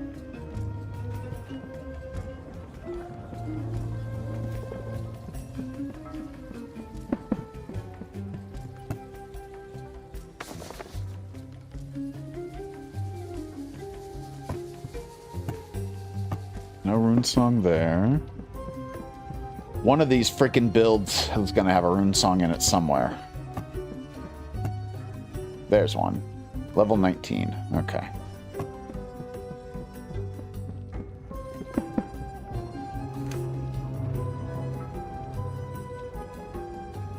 Really should stick a waypoint up here.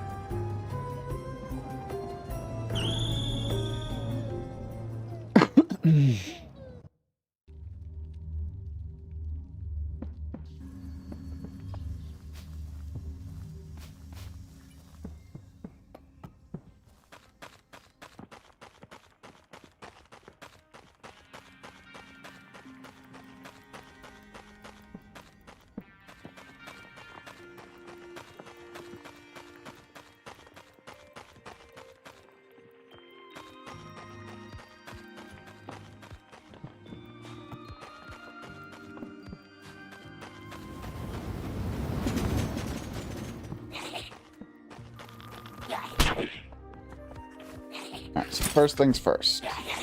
Let's get it so that I'm not taking damage.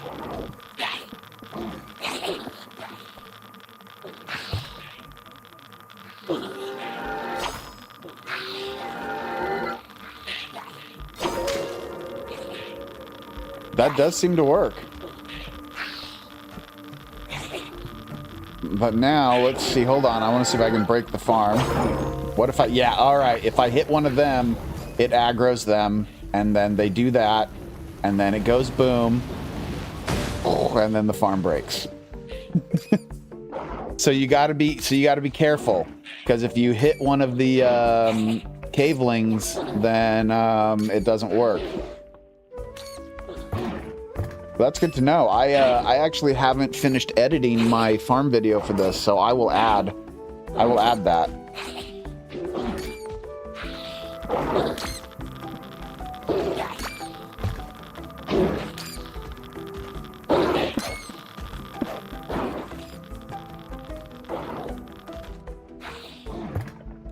Thank you for the idea. That was awesome. So let's see if I can go like that, and I go, oh, and yeah, that breaks it.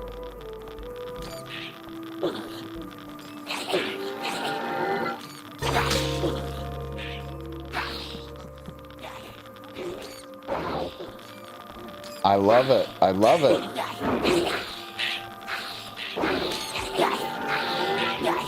Alright, this one, gotta be careful. I don't want to kill the Dromble. Got it.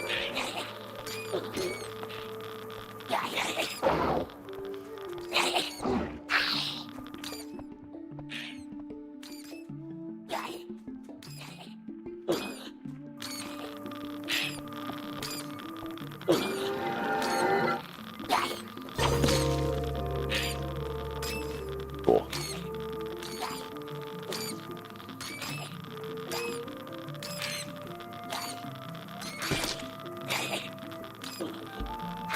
How do you deal with the mushroom buildup, Kinos?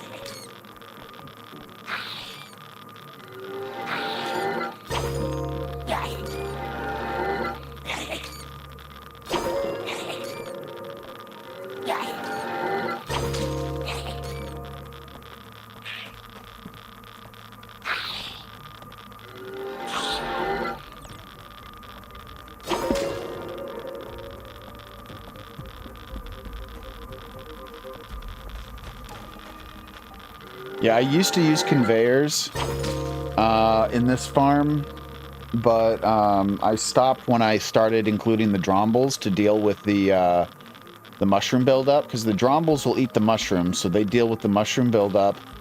But if I have conveyors going, then the Drombles all end up in one spot eventually. And so I got rid of the conveyor belts so that the Drombles could roam around a lot easier.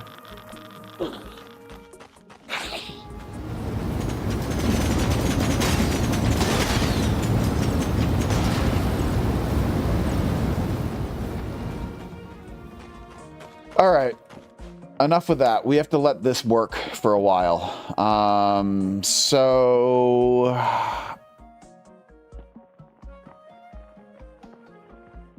here's the thing. You need to use the Drombles and not any of the other cattle, because the other cattle are not immune to the radiation and will die.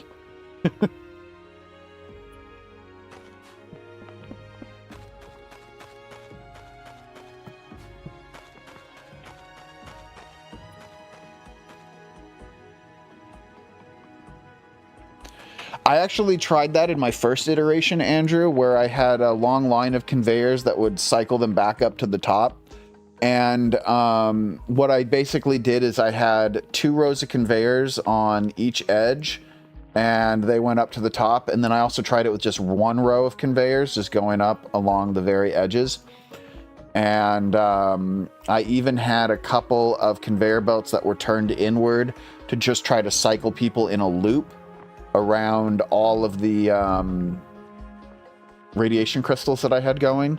And while that does work, it does work.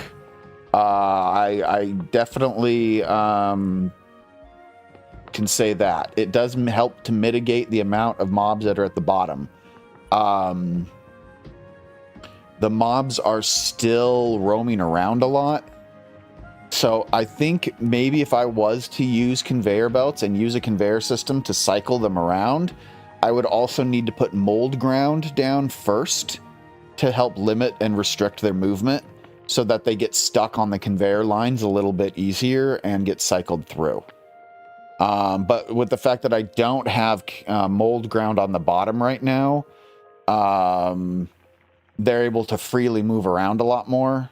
And as a result, they're able to get off the conveyors and they don't cycle as much. They still won't be as much at the bottom, but there's still more at the bottom than I want. But I think you are right, though. It could definitely... the lava pool damage significantly increases the rate at which they die. Yeah, that's not a bad idea. to add some lava tiles.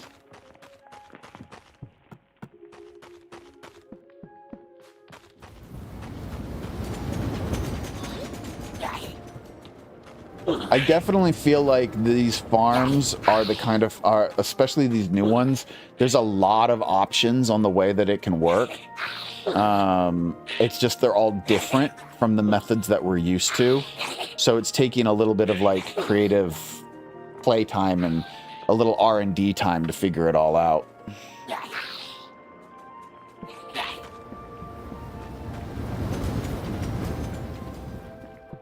So yeah, using a rune song to take care of the cocoons definitely works. I wonder if it will work with other weapons, like other than just the rune song. I wonder if it could work with like the Void Club's secondary attack or the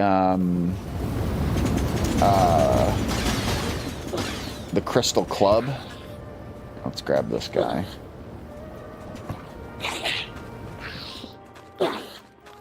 Somehow I doubt I have any oh, there's one. All right. Okay, so the Void Club does not work. It does not damage. Interesting. Let's get a, give me a Crystal Club. What is that damn thing called? Give Crystal. I said give Crystal, not Crystal. What's that damn thing called?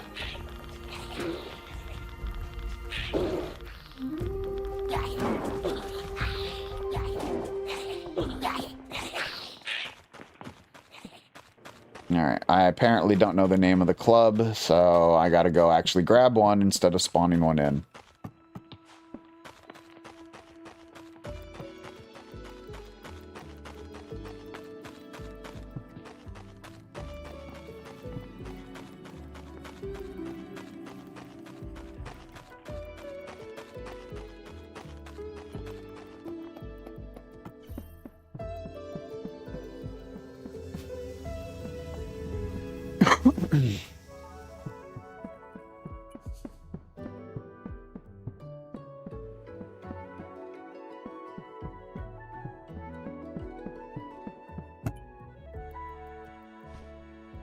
Crystal Shard Club, that's what it's called.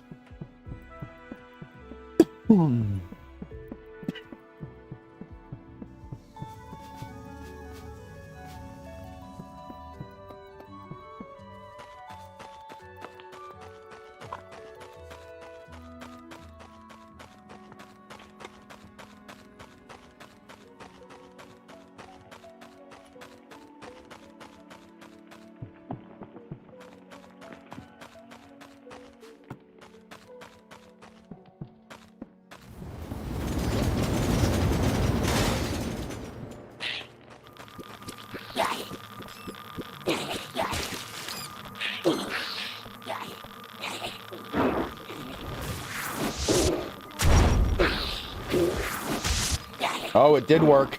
It did work. It just didn't work as fast. The spikes had to go away before it did the damage. Oh, let's try that again. Yeah. Okay, so that does work. Cool.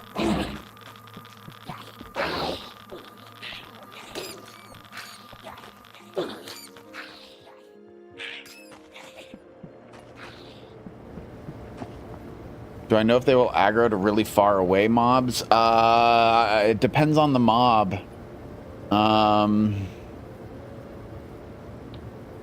Will void mobs aggro to very far traps? Kind of. I mean, they'll aggro to a trap they stand over, but a trap that's far away, I don't see how the trap would be effective if it's not in there.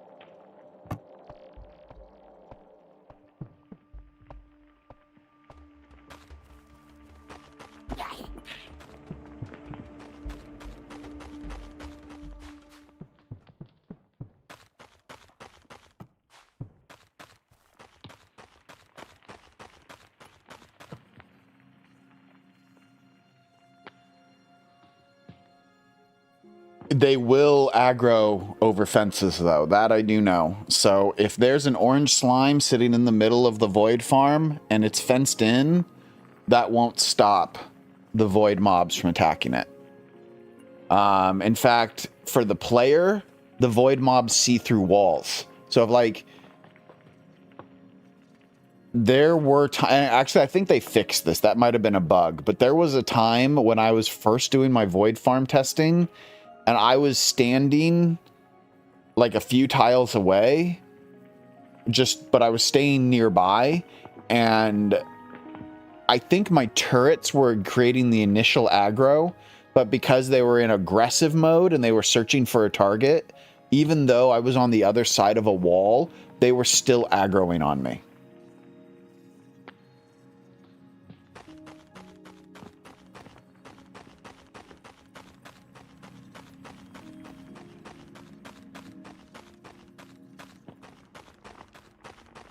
I'm not fully following you, Andrew. I think I'd need a visual. Why don't you put something together and throw a screenshot over on the Discord?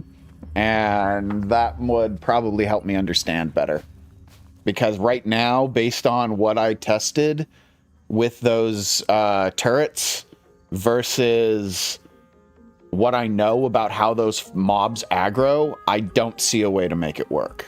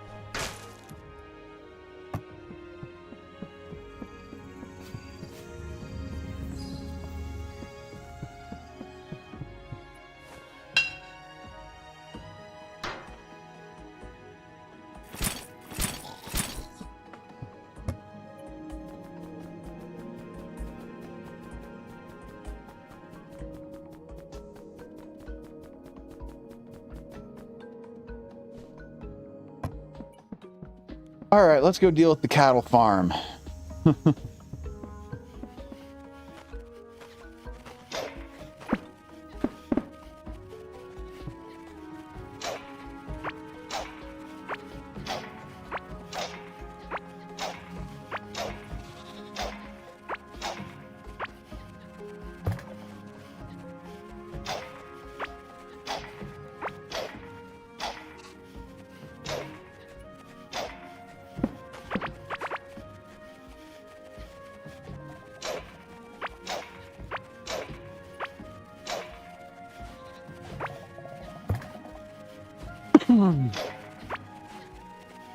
What is a dodo doing in here?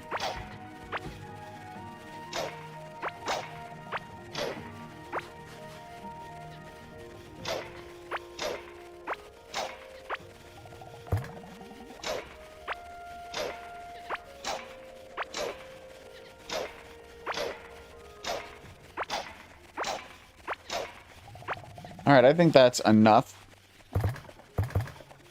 of saved.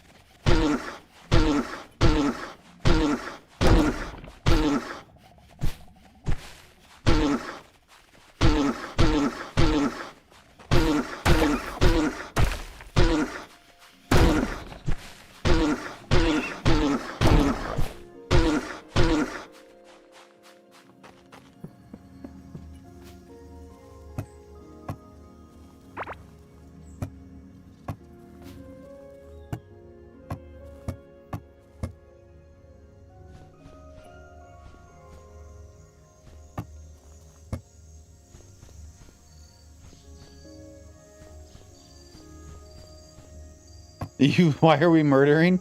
We're murdering because we have plenty. Look at all these. Look at all these drombles that I've already got. I've got like a full crate of them. I don't need any more.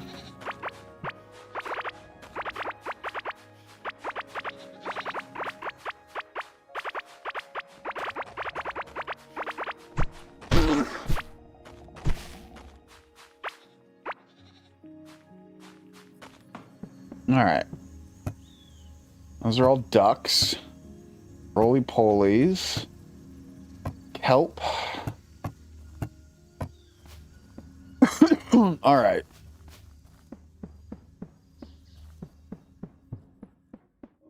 I need cows and goats.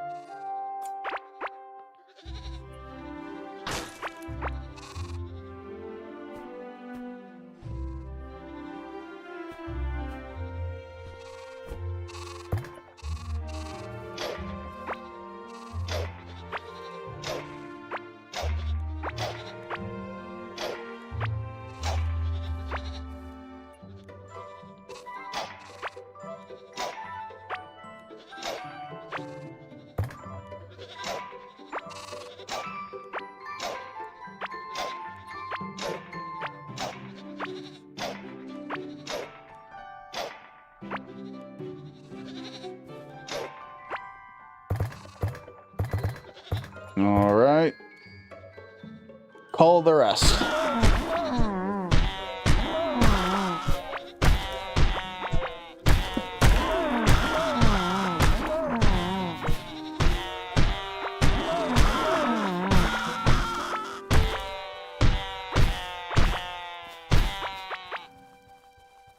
All right.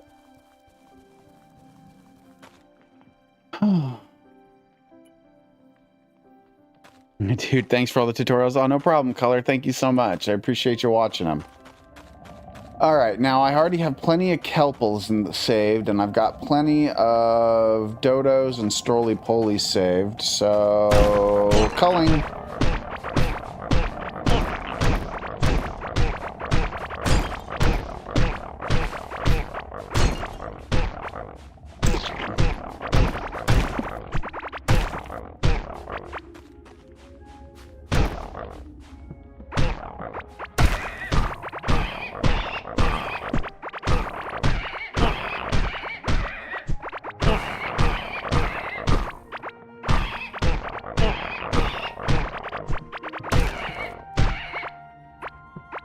Why do I have a whole other area here?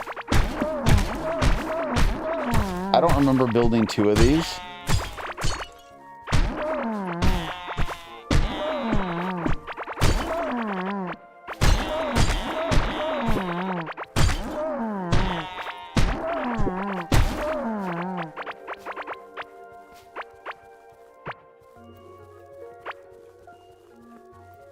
Okay. Got rid of all the excess. Oh, not all of them. There we go. Now I got rid of all the excess.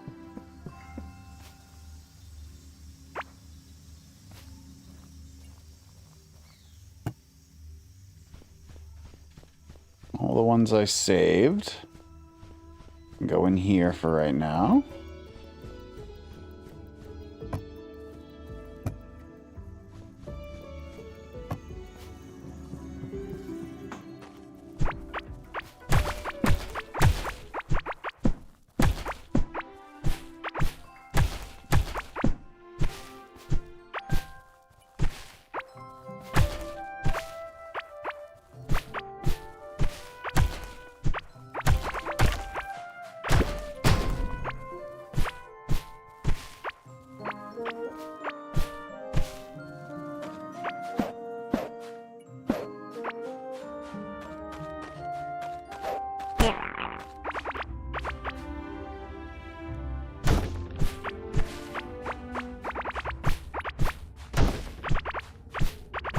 Considering how many animals PETA kills every year, they'd probably be very proud.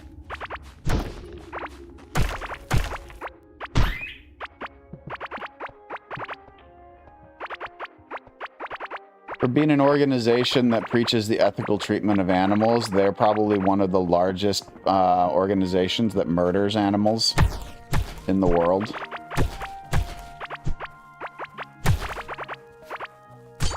Yeah, PETA is absolute trash.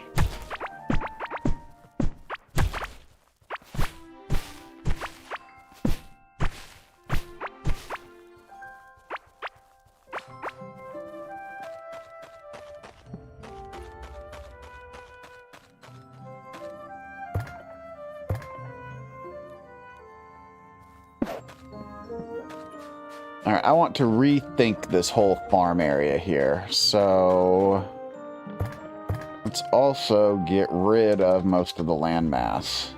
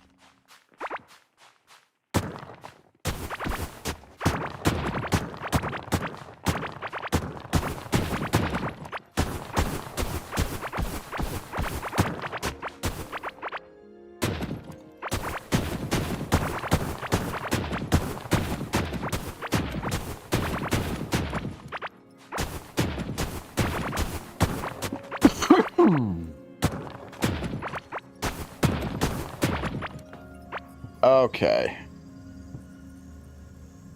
Oh.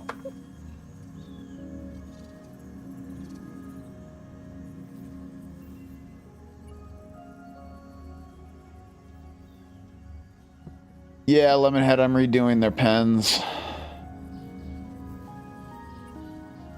Why do I have grimy water around my base? Because grimy water just happened to spread. It was in one of my fishing pockets. Like, I had this little pocket of fishing water area over here, and then I think I like created a little pocket on the side for the grimy water, and then it just, as base stuff changed, it slowly spread throughout my base, and I have not been willing to put the effort. I keep calling you Lemonhead. I thought I called you Lemon Bread. Sorry. Sorry, Lemon. I'm just gonna start calling you Lemon.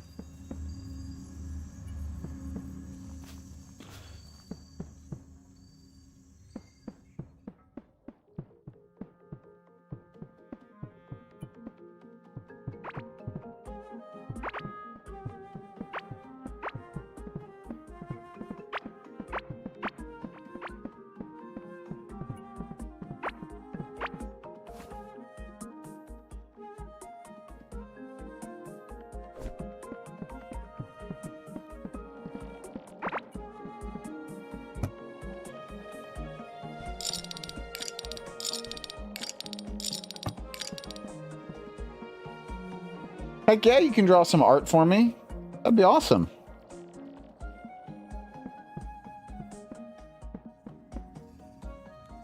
I always welcome art from people. I think I even have an art section in my Discord. I don't remember. I'd have to look. It's been a while. Auto smelter? Yeah, I've got an auto smelter. So I just put everything into this chest that I want to smelt, and then it all goes into the conveyor system here, where it ends up getting picked up and placed into one of these various areas. There's also a wood farm. All my wood farms are up here. So when they're turned on, they're all powered off right now. But when they're turned on, they all the wood and the planks, because they've got plank sections also. All of that comes down here, and then the Wild Warden items get grabbed and put into the shredder, and then everything just keeps coming down, and everything goes into its respective spot. And then over here in the corner is the overflow.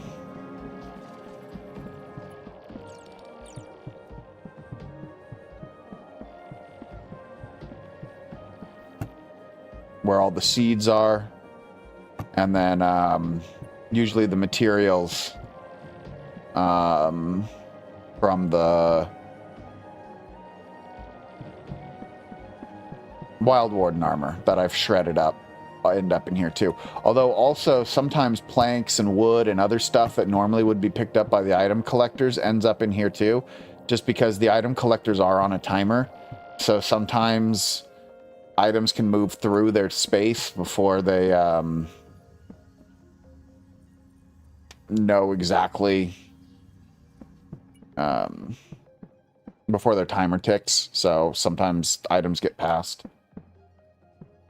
Well, it's always good to have a collector for miscellaneous stuff when you have an auto farm. Okay, pens. Redoing the pens. Let's see here.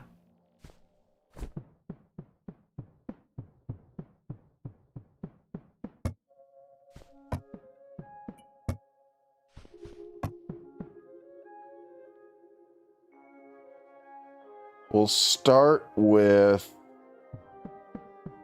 the Moulin and the goats. I don't have a lot of item collectors left. Power.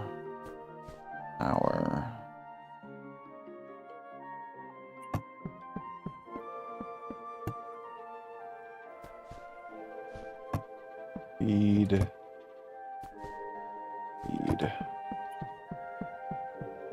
You know what? Let's also grab some conveyor belts. I don't think I'll need splitters, but let's grab them anyway.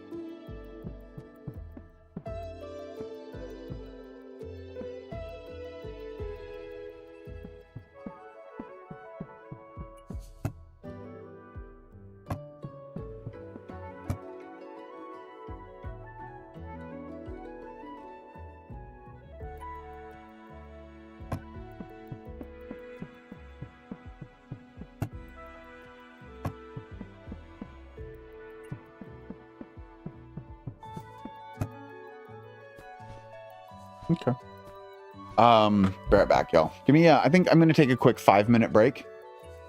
Maybe 10 minutes, and then we will get started on working on the mob farm, or the cattle area. So, yeah. I'm just going to run to the restroom, grab some water, get a few other little things. And I just realized that all of my alerts and stuff for Twitch have been turned off because I didn't open up Mix It Up. So if you are on Twitch and have been using your various Twitch point things, I apologize that I didn't have any of that turned on properly. It's on now. So anyway, I will be right back.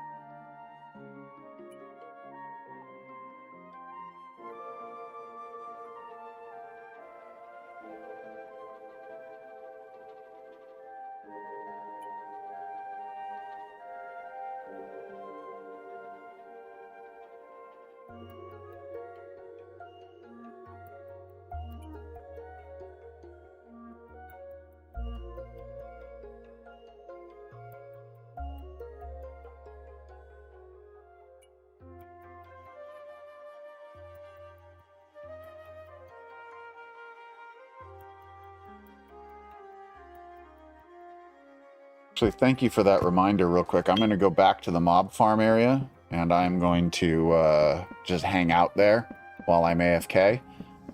I may turn down the special effects, sound effects, just because that way you guys don't have to listen to the constant hum of the flamethrowers.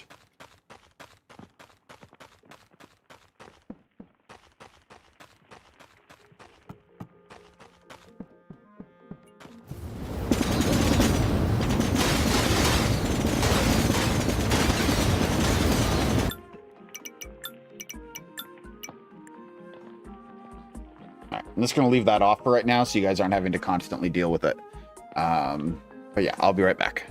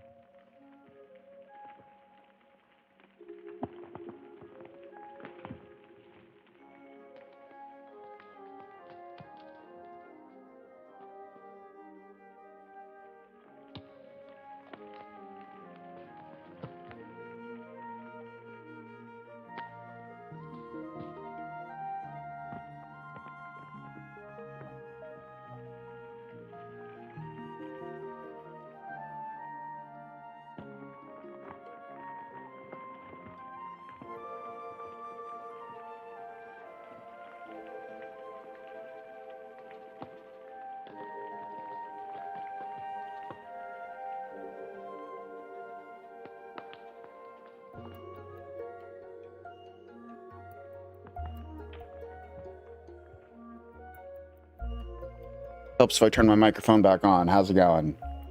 We have a cat.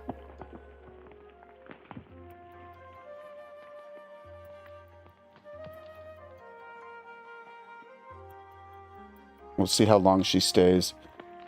She doesn't usually like it when I'm chatting a lot.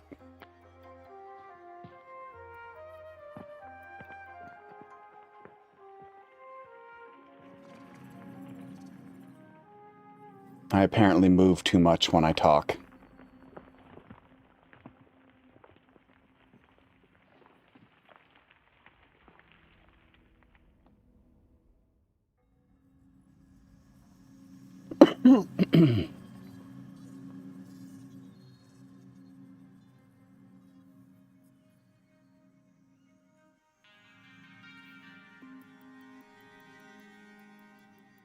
How's it going?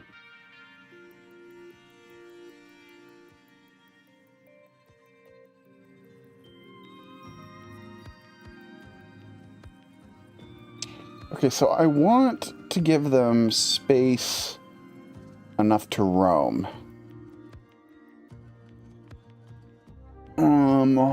With a mod, Shiota. I used a mod called Placement Plus. Lets me spawn in anything I want.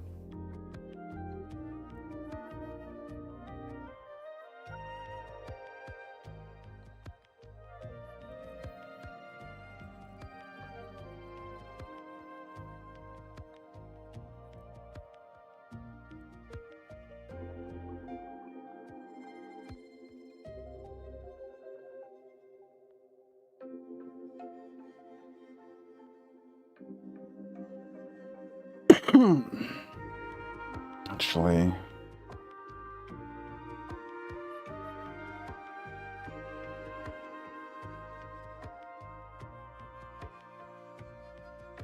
oh, thank you so much, Shiota. I'm so glad that you're here. Welcome to the stream. Yeah, this is Aurora. She's a snuggle bug, but she needs a bath. She had diarrhea the other day, and her butt's covered in poop.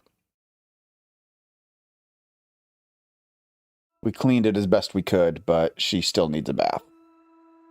She's not going to be happy. It'll probably be her first bath ever.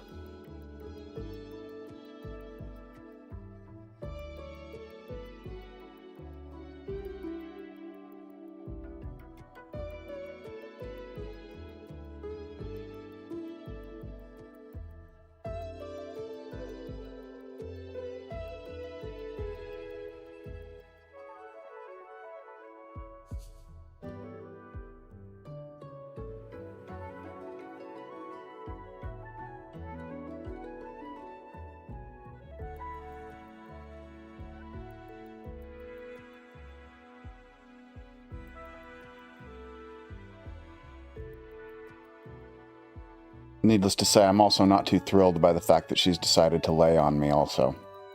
Because I'm going to have to change this shirt.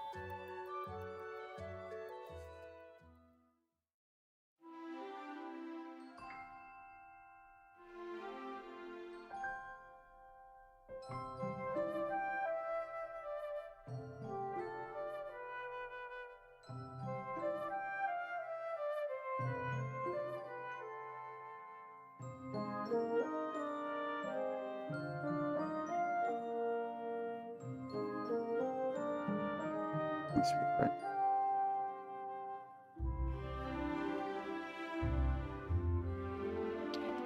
Okay.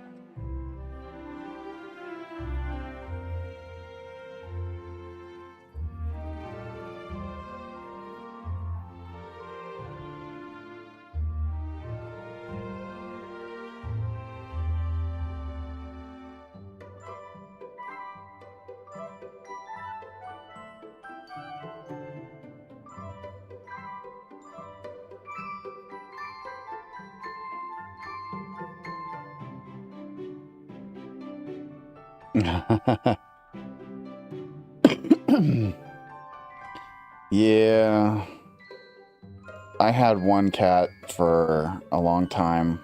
We had her for 17 years, and oh man, She hated bath time so much.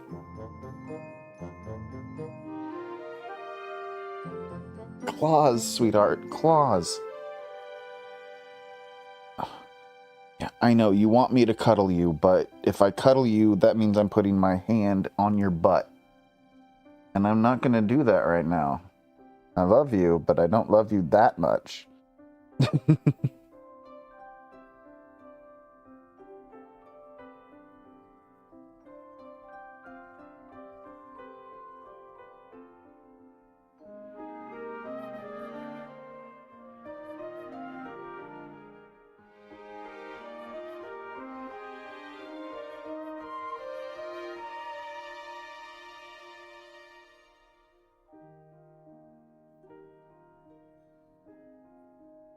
What I wouldn't give for double doors. Just really want double doors in this game. And I get it. I know technically all the doors are double doors. But I want 2 tile doors. Yeah, this is going to be an animal pen. This is not the final design. I'm in testing phases right now. I'm just distracted.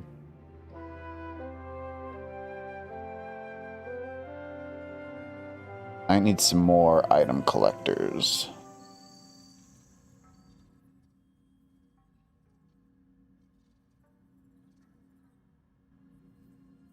That'll do for now.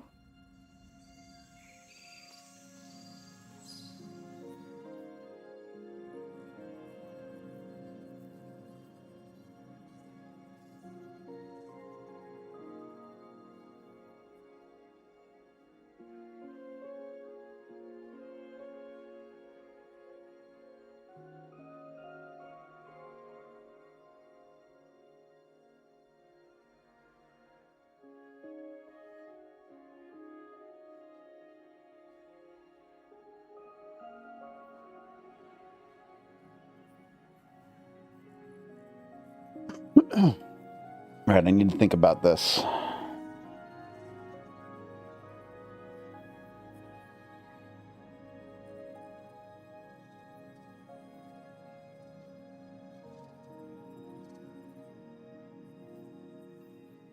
my gosh.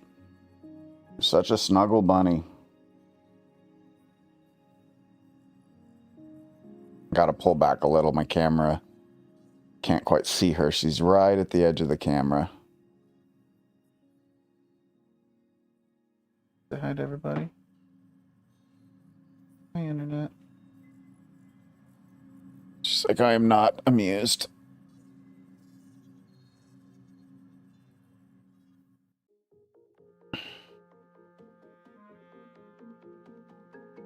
Okay, hold on. I need to think about this a little bit. What I want is I want to automatically pick up everything that they're going to drop, and I want to automatically be able to feed them. So, I need to consider which animals can be fed with hardened sap, and which ones need me to supply them with food like kelp, crops, things like that. I think, let's see, the Strolley-Polies can survive off of bugs. Who else? The dodos survive off of bugs. The rest are all kelp and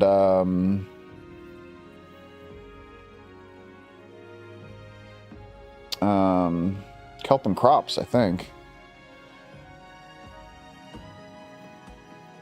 They fixed a flamethrower bug? They have not. No, Zedru, they have not. All right, let me just work on a general proof of concept here.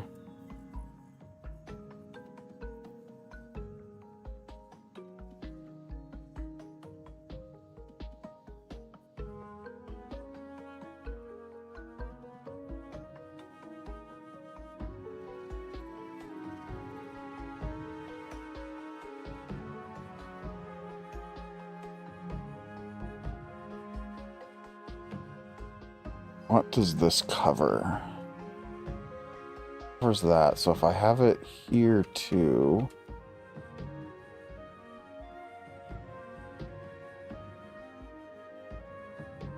Not everything. Alright, that's the whole room. Okay.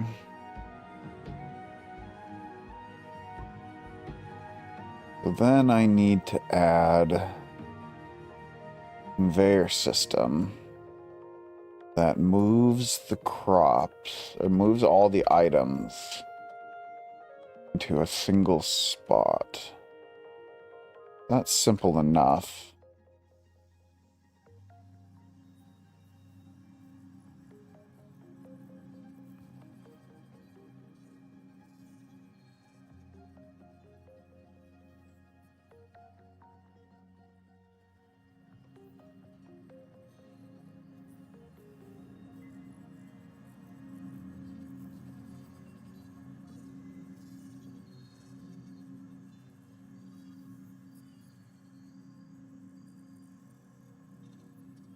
There's that. That does that. This obviously is not optimized in any way, shape, or form. Interesting. It goes underneath. Very interesting. Sorry. I just put a lowered electrical generator onto this bridge grate tile, and it placed it under the tile. That's fascinating. I kind of like it. I'm sure that's not intentional, and I bet if the devs knew about that, they'd fix it. But I'm not going to tell them because I kind of like the look. Because you can see the gears turning underneath. So it's like, if I just sat here doing that, it looks kind of like I've got like machines going underneath my like factory floor. And that's kind of cool.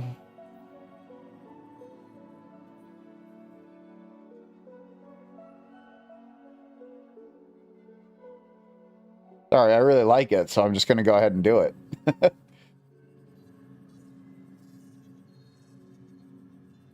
Okay, so anyway. Alright, so if we had that, alright, so that gets that, but I still got to feed them. And I want to feed them from a similar area. So realistically, like if I fed them from here, let's just, I'm going to move everything, but let me just do a proof, I'm just proof of concepting. Give chest. No, that won't work at all. It's gotta, well, maybe.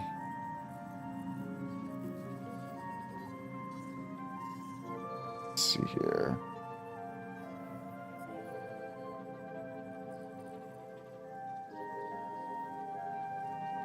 Wait, hold on.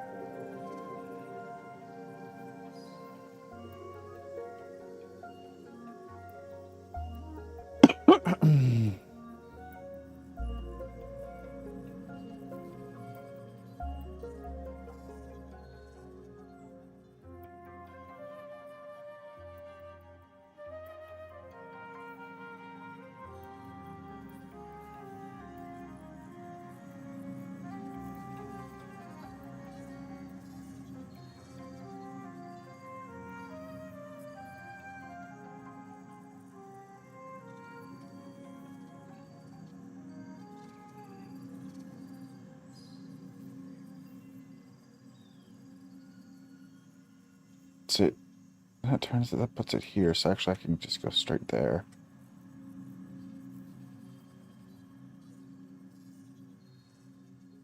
I've got come in.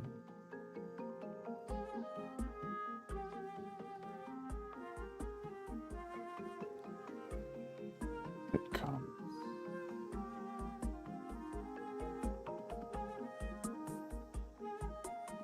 I've got to get it into the feeding trough.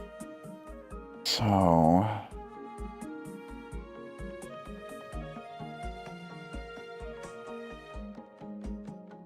I also got to get it out of the feeding trough.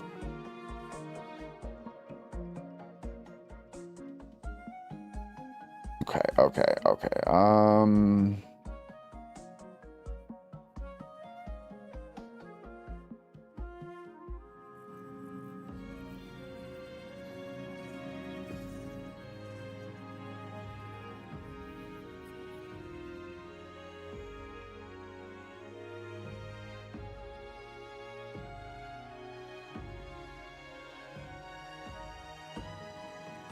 First things first.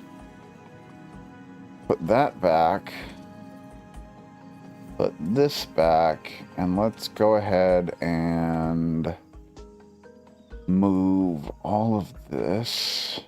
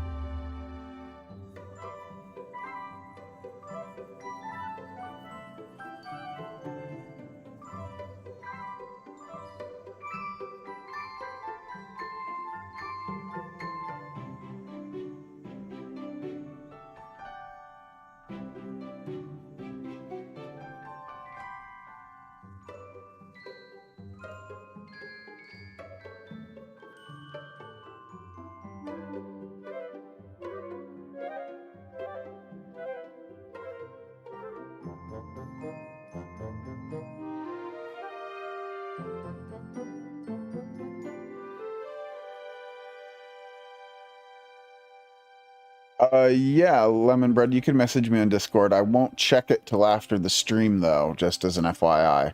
I don't look at Discord while I'm streaming. But yeah, you can DM me, no problem.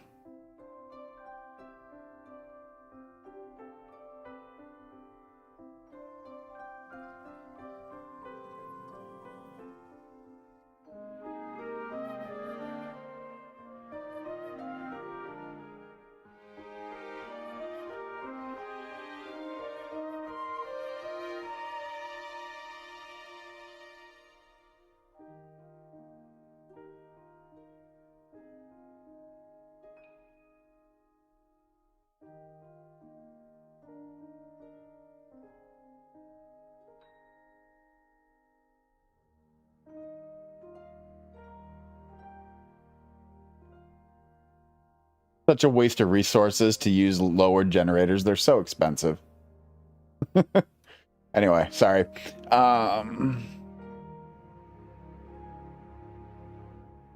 Okay. It's a little too big right now. One too big, so I've got to make it one shorter. Hi, Willow. Are you going to join me? I've got another cat here. Come here.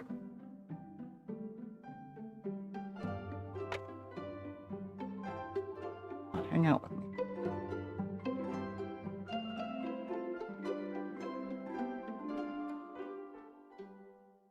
Oh, okay.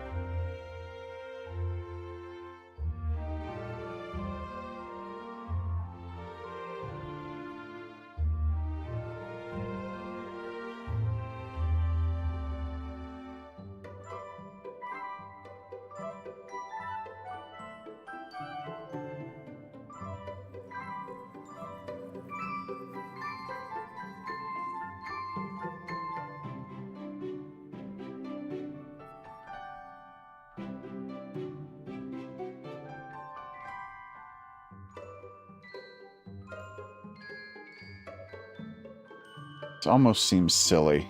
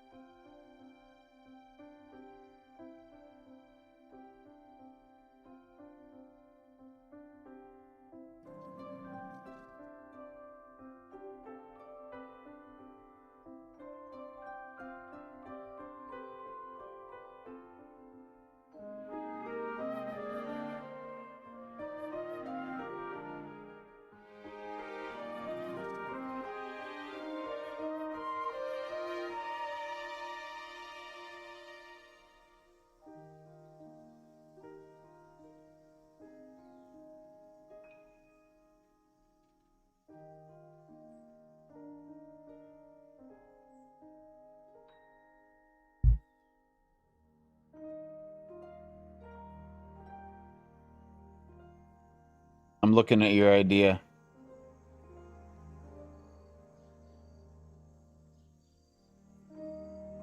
You know, I'm actually going off of a very similar kind of idea from what you're telling me here, Lem.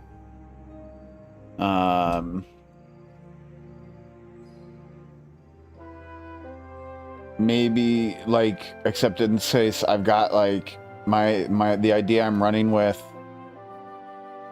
Oh, wait a minute, though. Wait a minute. I found a flaw. Oh, that's a big flaw. Oh, yeah, arms work through walls just fine. No, the flaw is with the item collectors and the conveyor belt overlapping. That creates an issue. It's okay. Okay, we can work around that. This was just we're in the proof of concept phase.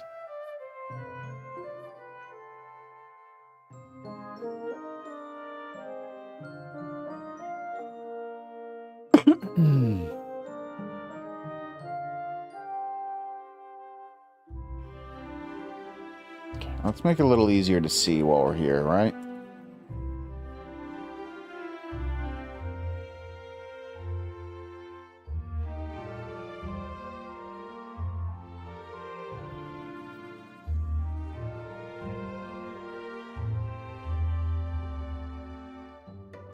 Well, that's a bit too bright. Okay. All right. This ain't gonna work.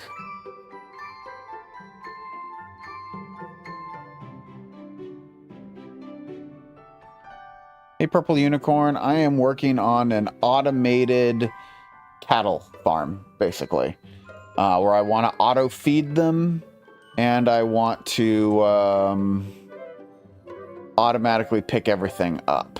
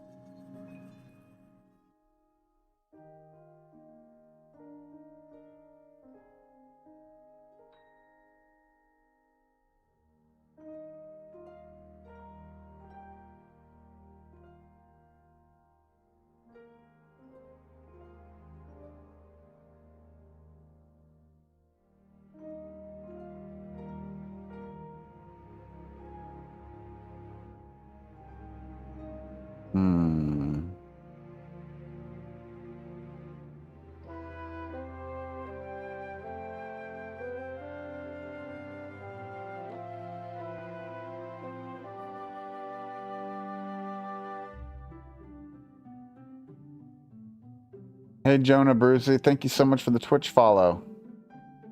Or Jonna Bruzy. Sorry.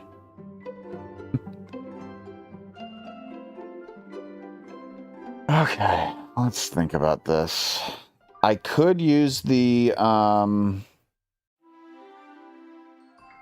feed in the wall itself. Like, I can remove the wall and put the feed there. The cattle won't go past it.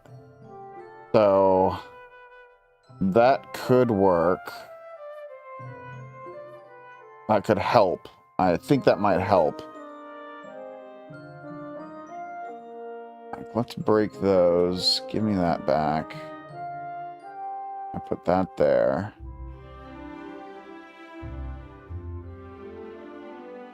Now, if that's the case...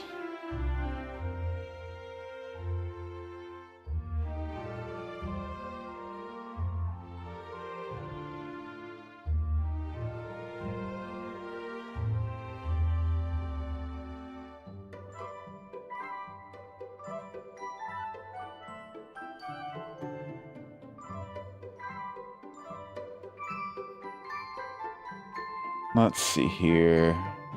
You just started the game 5 days ago and you're already nearly 40 hours and close to the end game, but you really want to build up your base now. Oh, I'm so glad that you've been enjoying the videos. There's so much fun stuff to do in this game.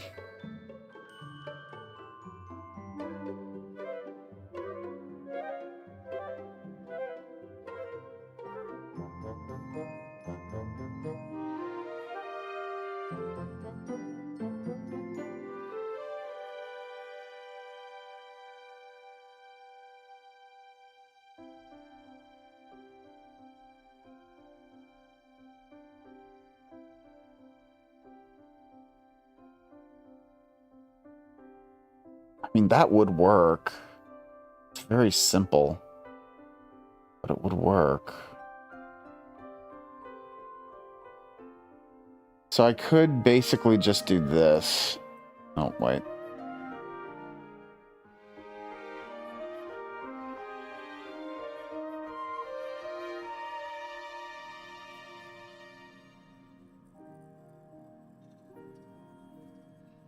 And then any food I put into this chest will just automatically get deposited over here.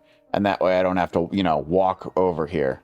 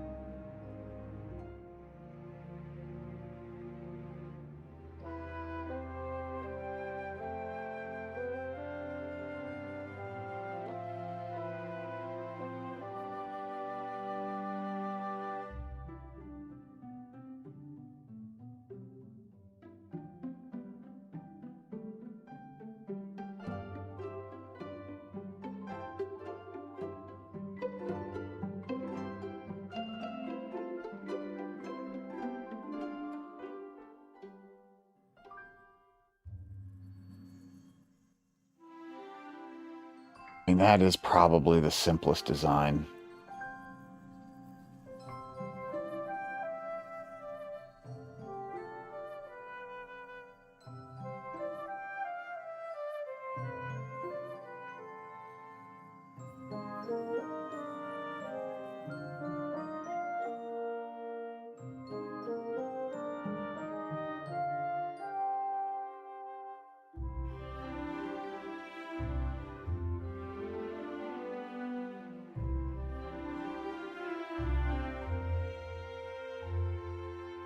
I cannot believe I just did that.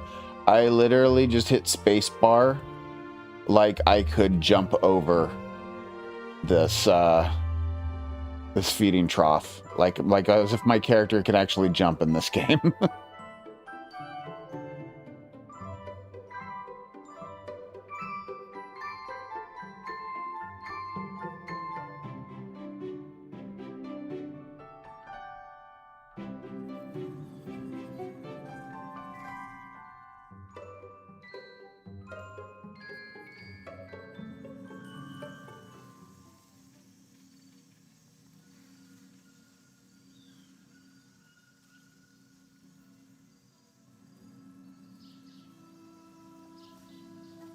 Suddenly I am in need. Oh, here's the other thing though. All right.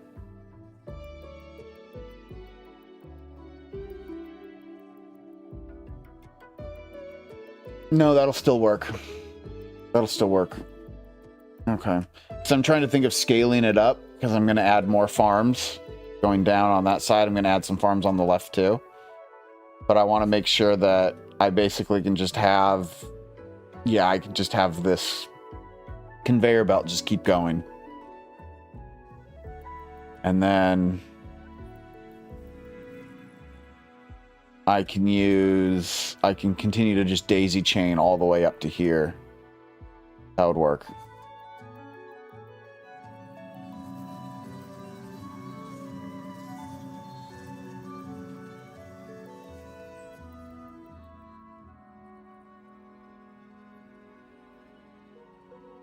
Okay, so let's see here.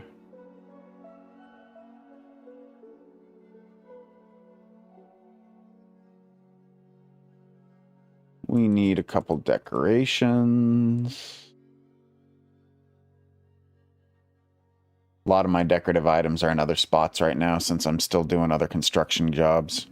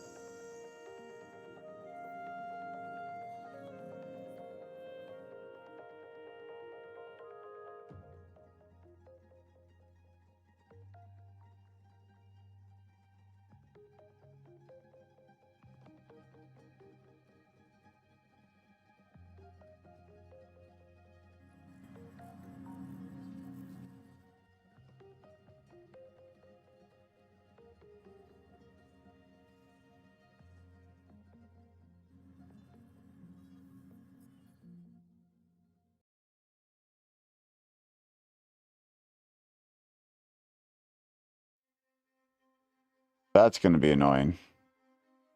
Did I not grab any? I didn't. I thought I grabbed some meadow ground.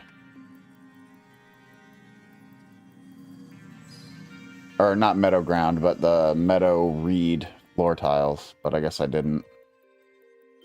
These things. I don't know. Well, that's why I only had like one. Guess we'll make some then.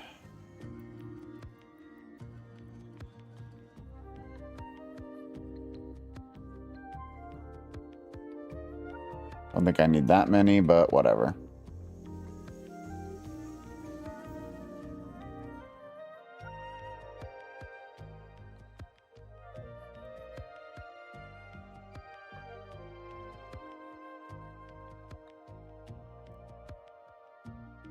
Nah, I should probably make 4 more.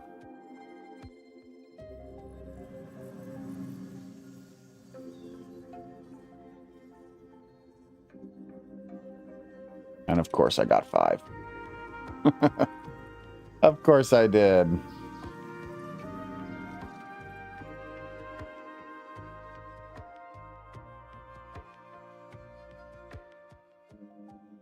Okay.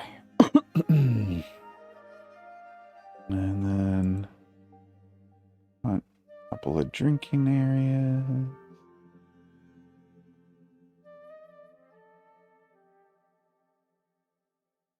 Random rocks.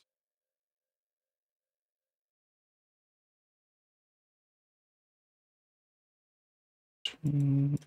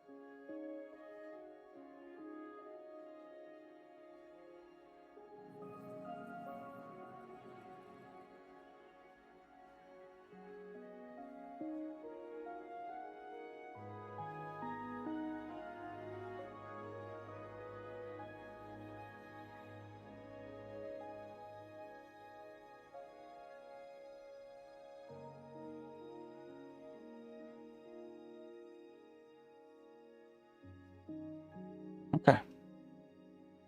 And then, let's see, give an orange paintbrush. So I don't want to go fun. Of course, damn thing got picked up by the item collectors. Give me my paintbrush. Okay, let's see here.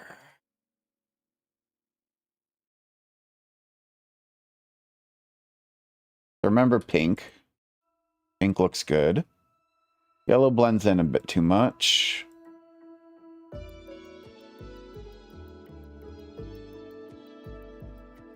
Yeah, I think we're going with pink. Oh, and I went right on past it. Oh, wait, wrong pink. I want peach. Peach. Let's look at these. I might keep these as the wooden ones, but let's see what we got for options.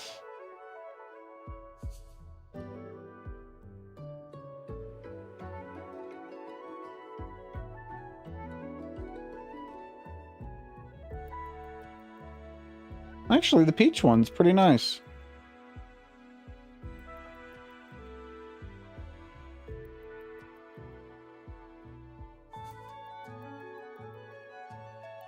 Okay. Okay, cool. Now, where are they? Here we go. Sort this.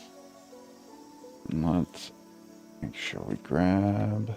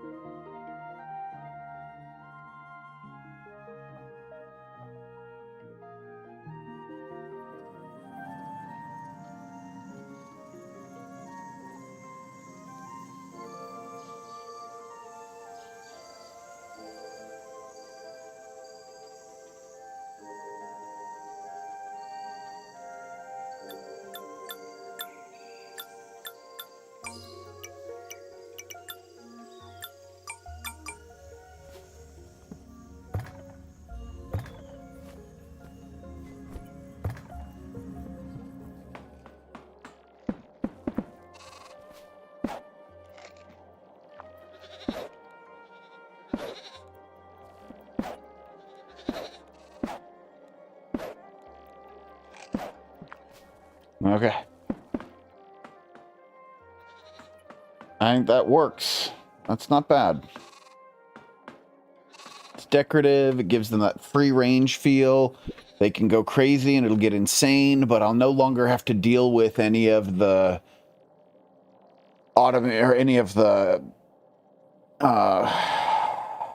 stuff that they produce, like the milk and the stroly-poly gear and the kelp stuff. Anyway, I just got to expand this now. So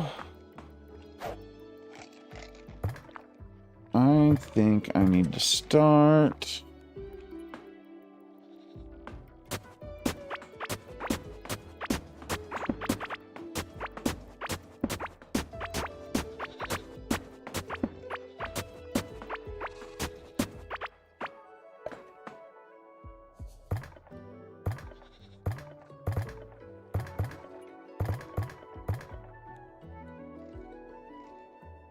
Okay, let's see here. The dromedaries, the camels, basically, they're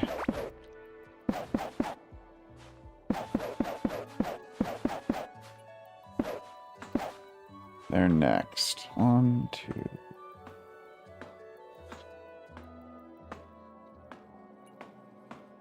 Just 10.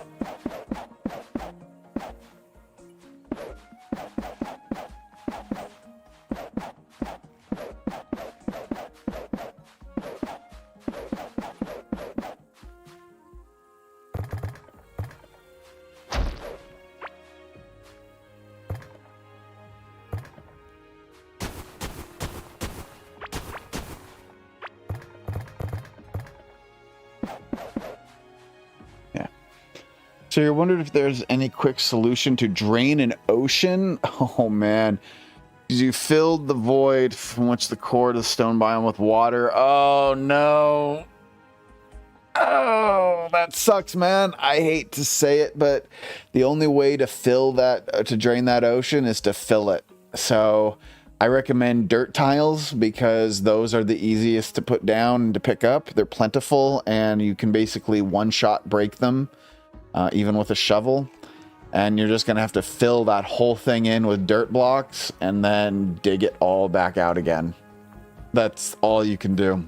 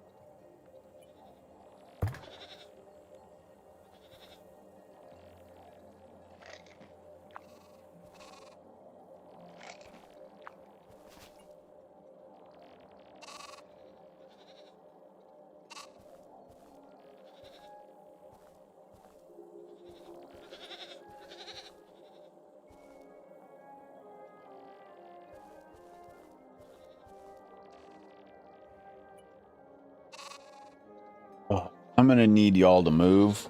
Y'all are crowding around me, and I'm not liking it.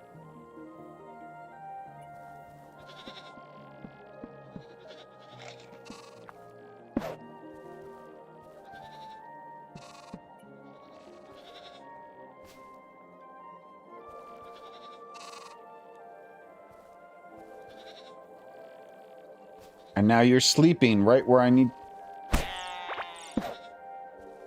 I already have too many of these damn guys in here anyway. Okay, so let's see here. Do that.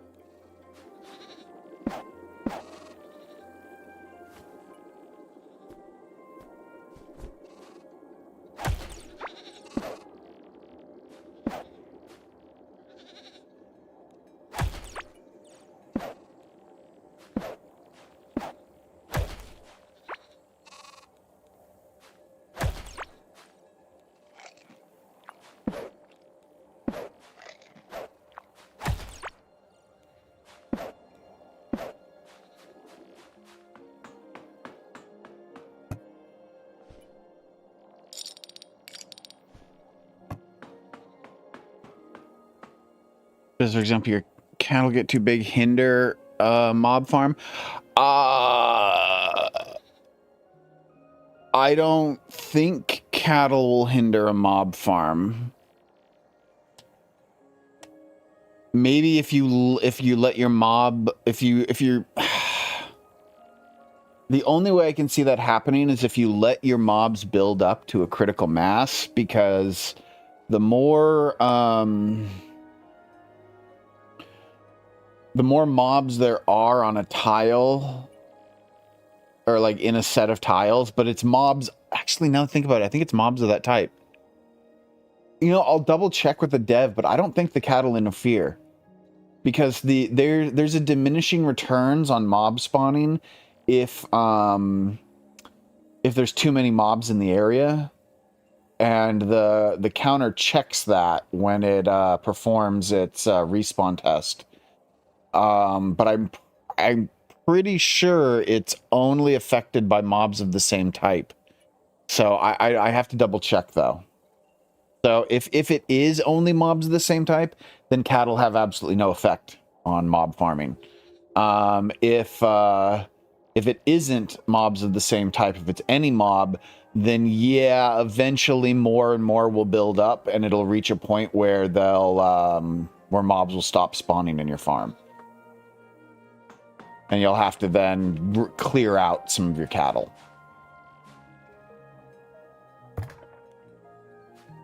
But I'll be honest, I don't know for sure.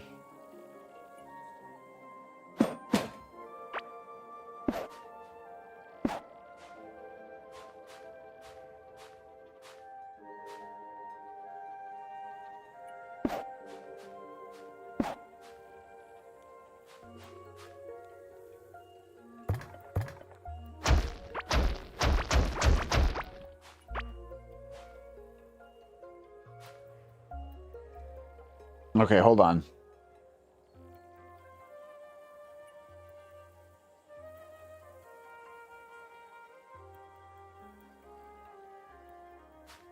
I'm not going any further. I'm going to set it up for growth, though. I'll leave them there in case I need to add some in the future. Future-proof myself a bit.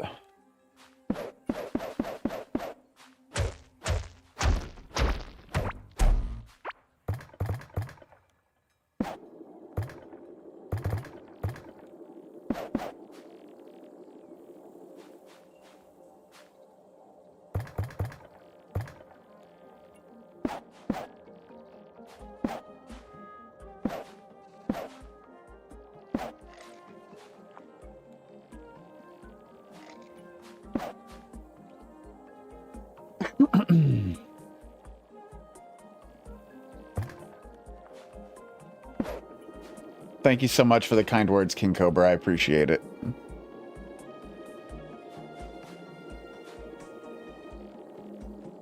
I agree, Sir Troba, or Sir Troba. I would love something that's kind of like the sponge in Minecraft that will like pull water out. That would be a cool thing to have added to the game at some point. I know the devs are aware of a desire for that. That's a suggestion that's been around for a while.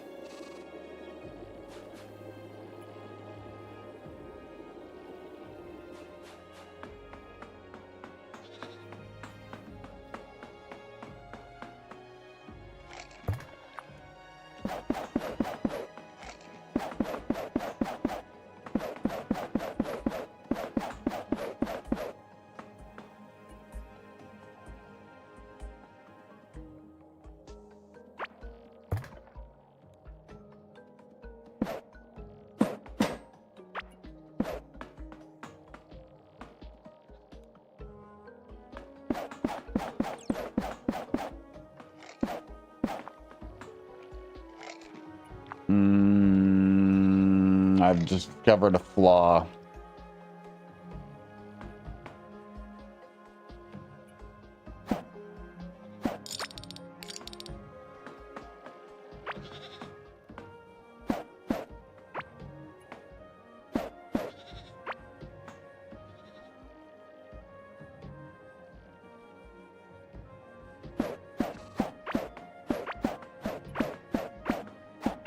Yeah, that's exactly what I need to do.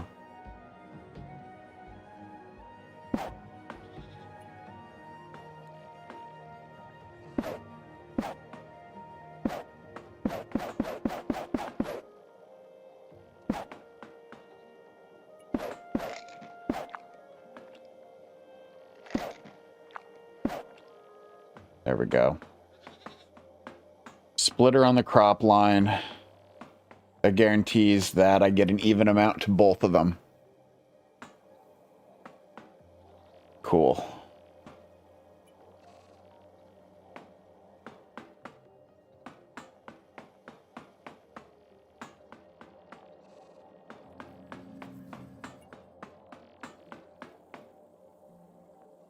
All right, now I just need to decorate this room.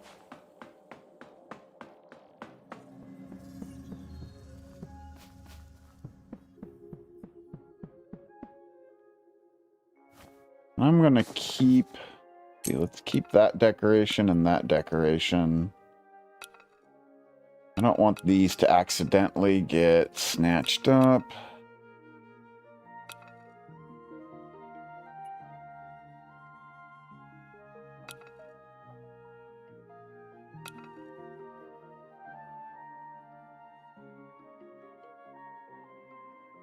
The rest can go. Oh, I forgot about my ground tiles. Dope. Oh well.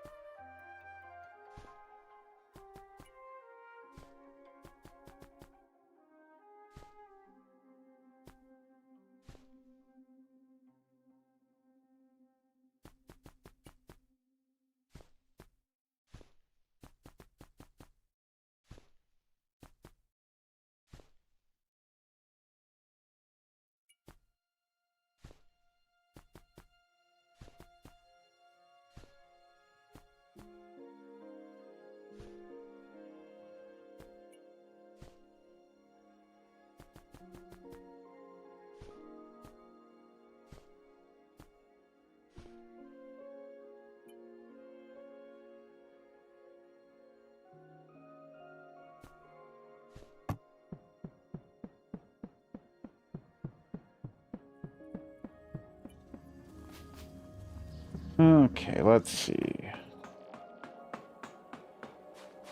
First things first, we've got to cover this up. Okay. That didn't quite cover up everything. So, let's go back and get the third one. Let's just do this. Give large temple decor rug. Really? Fine.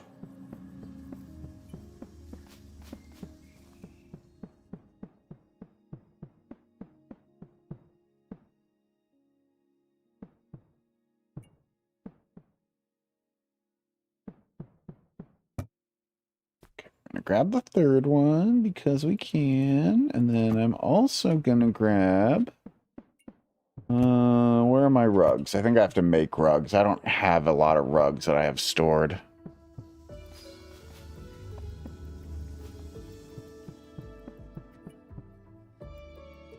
Let's see, where are rugs? They keep moving them. There they are.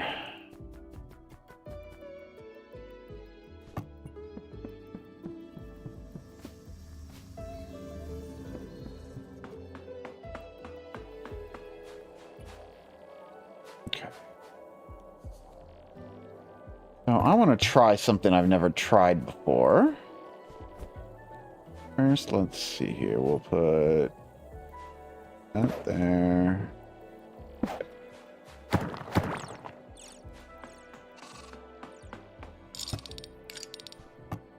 I really should put a lever on to turn these things off temporarily while I'm working in here.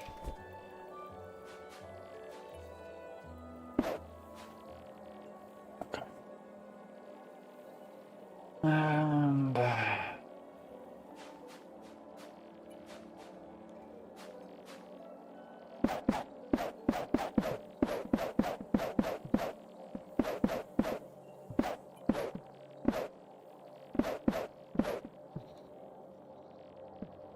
this go over a rug or under a rug?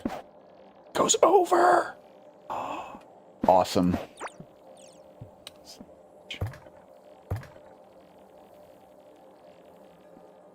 All right, we got to figure out a color. No. Maybe. Maybe.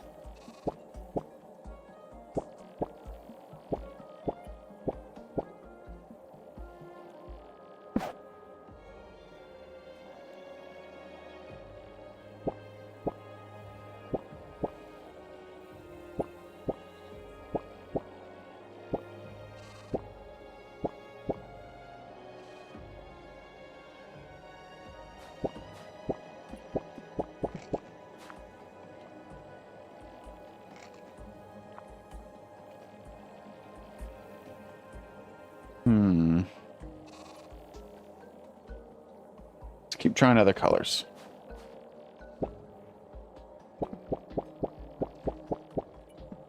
That's not bad. Let's remember orange.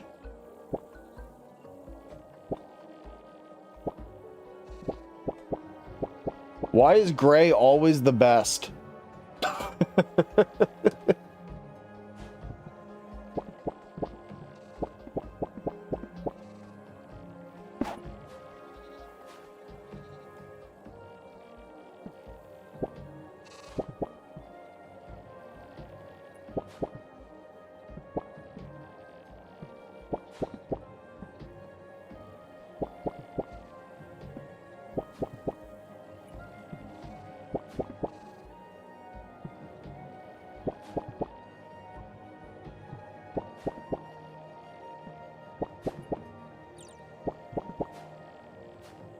I do like orange down the middle.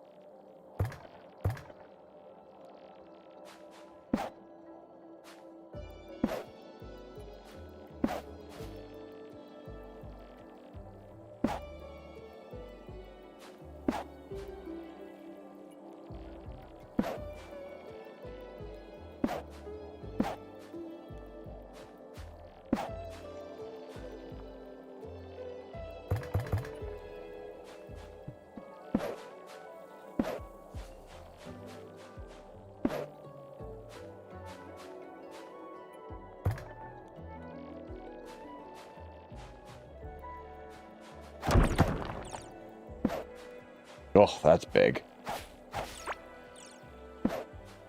Better.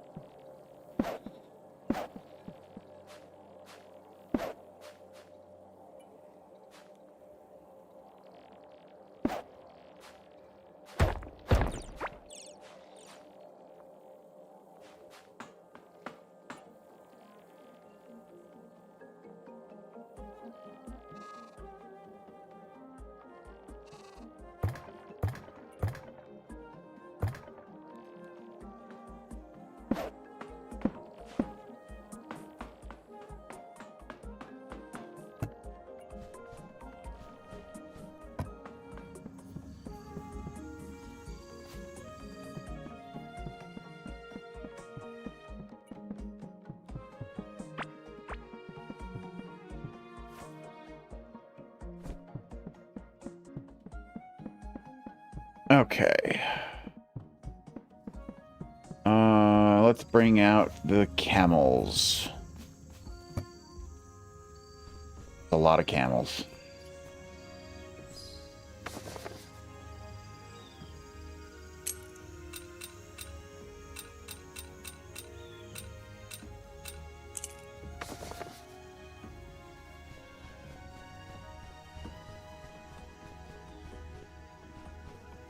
I think that's enough camels.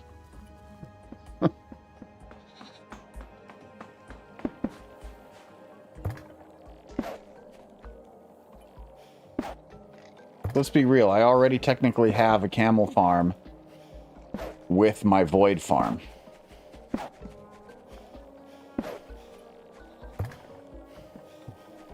I don't have to go nuts with camels.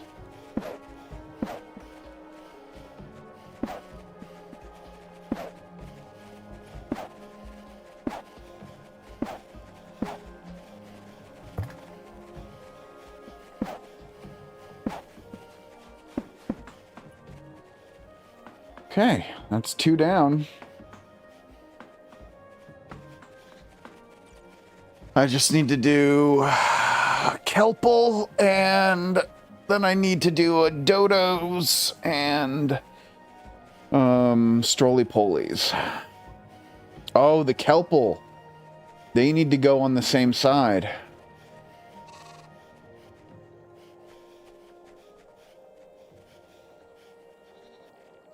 Oh, I should have done the kelp first. Now that I think about it, where I've got the Moulin, I should have put the Kelpal. Then I could have put a filtered robot arm just for kelp dumplings right here. And then the last 2 could have been completely unfiltered for any crop. That would have been the best thing to do. But I didn't do it that way. So we're just gonna have to work with it.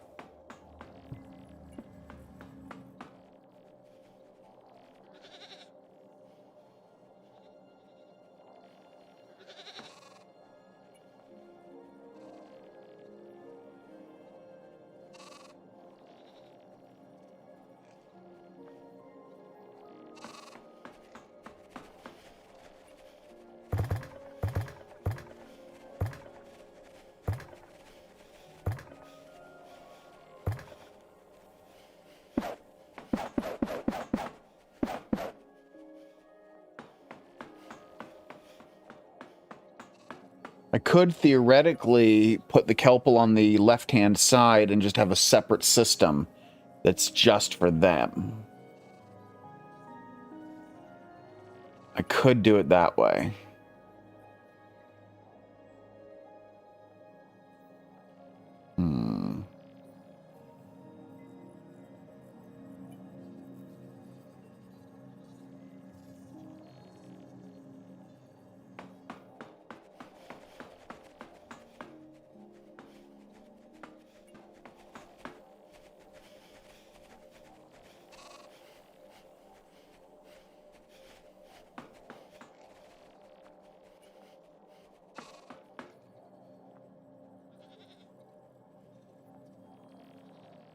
think I'll do a separate system on the left-hand side.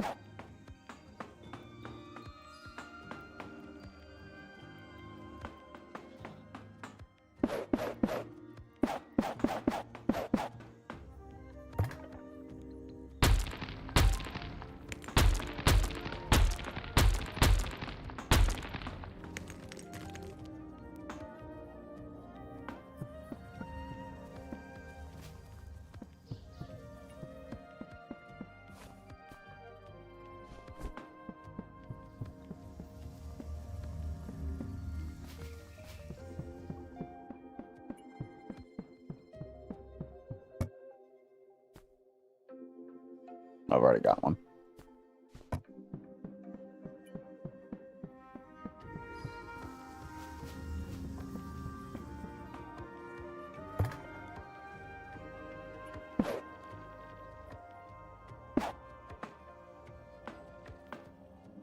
Okay. Let's see, how wide does this thing need to be? 1, 2, 3, 4, 5, 7, 8, 9, 10, 12. So that's 12 wide.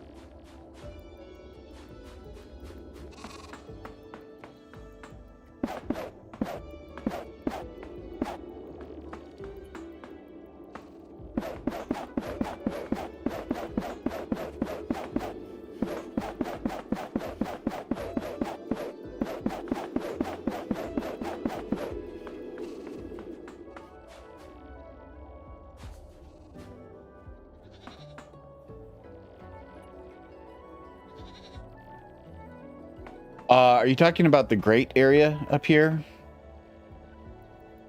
Was symmetrical? So I have not tried to make this area symmetrical yet.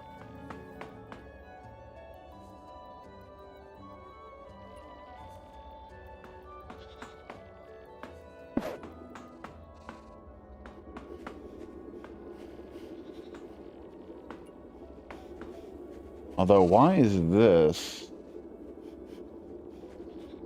Well, I suppose it's fine.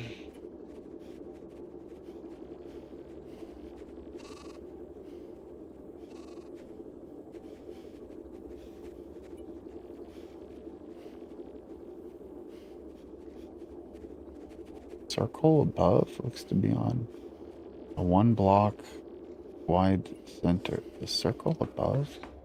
What are you talking about?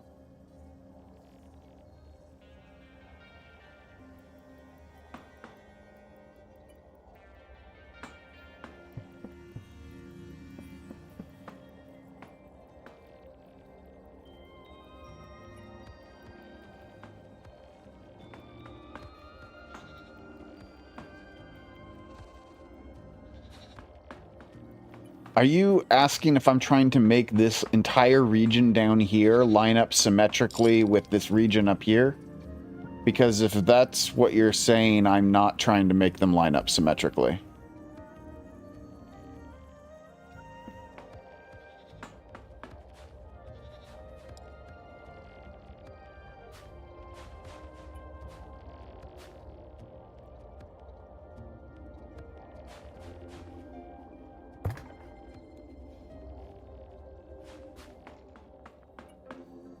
Yeah, I'm not trying to make these two sections line up in any symmetrical manner.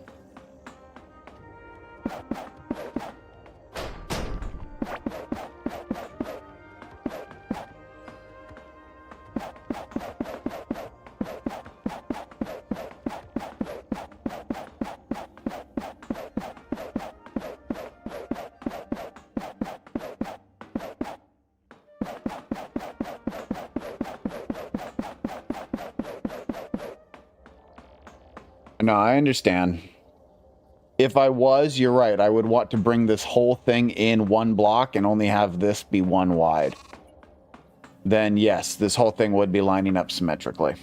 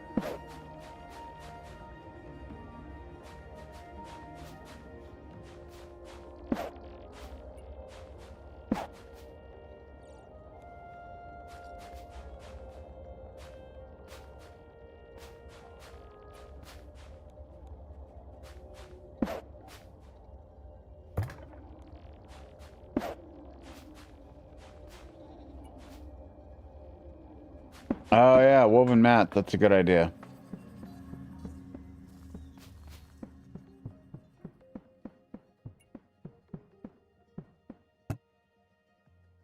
Got a whole one woven mat.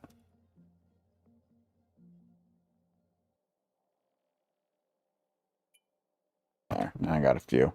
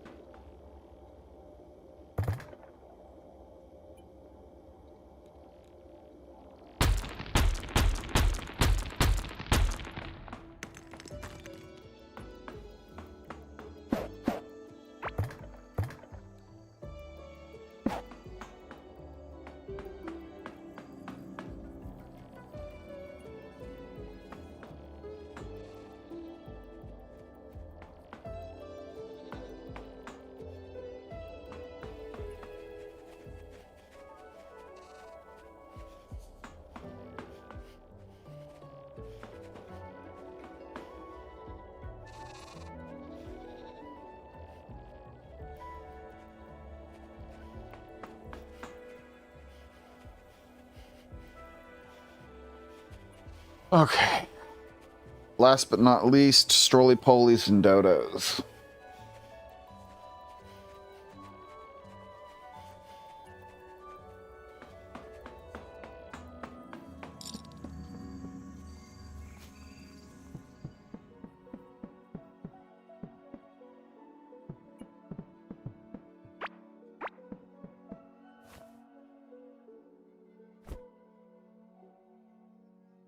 Very true. They are the easiest ones to feed. Okay, I need some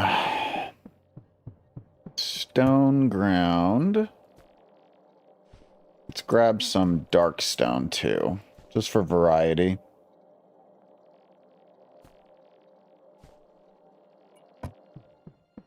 Let's see here.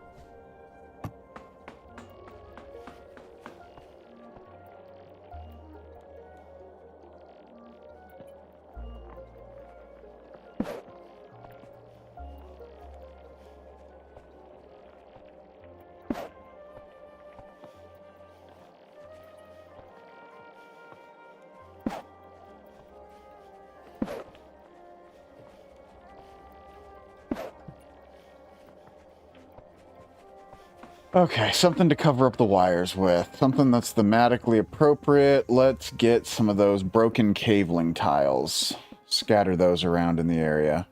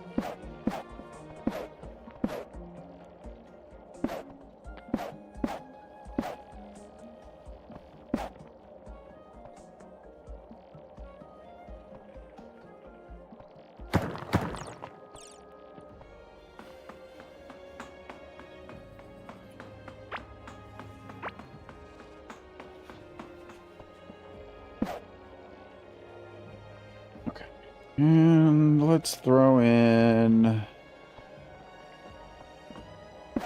caveling bed, and let's put another one right there. A couple pots down.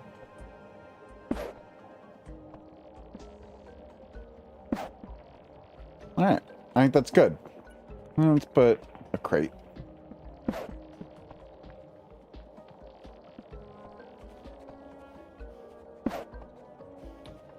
All right.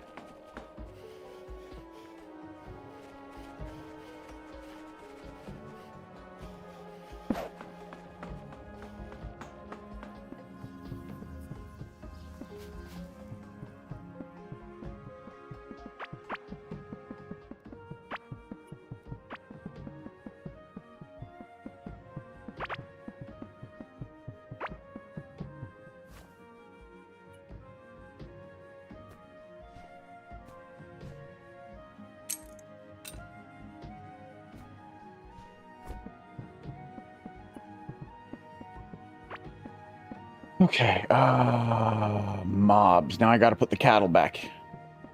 Yes, we are almost done. Hey, Aldox, how's it going? Good to see you. Welcome to the stream. All right, we got Kelpal.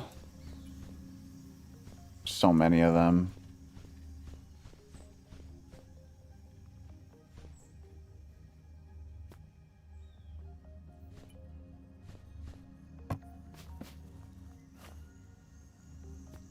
I'm gonna put that there for now.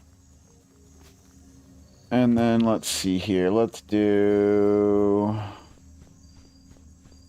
10 roly-polies.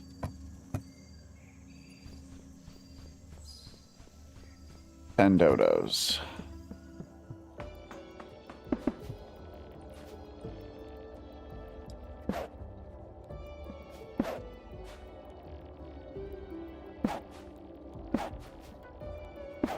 The obliteration ray has a very low drop rate, just as an FYI.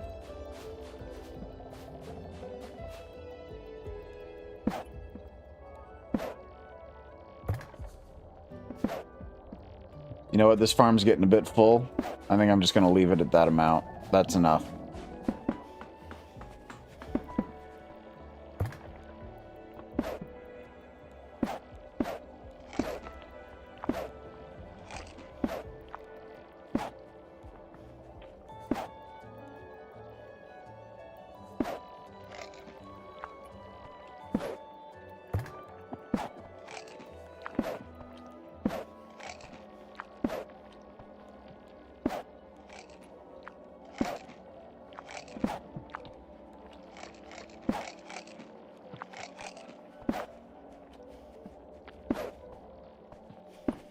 Okay. So there we go, guys. We've got our brand new... Let's turn the UI off for a second so that we can take a look at it. Got our brand new crop or our cattle area. All nicely tucked up and controlled and automated. That everything will come to these little spots. Looking good. Put my excess away.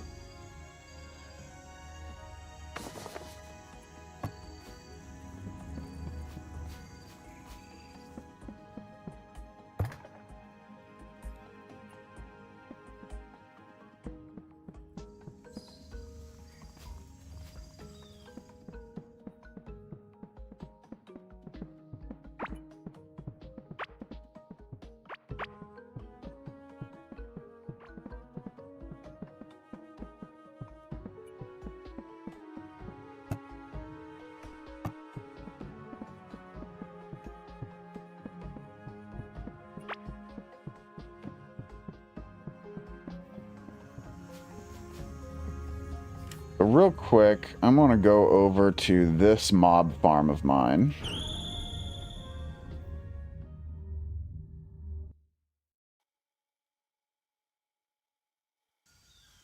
How many obliteration rays do I have in this mob farm? I currently have 2, 3, 4, 9 obliteration rays that I've collected from this mob farm.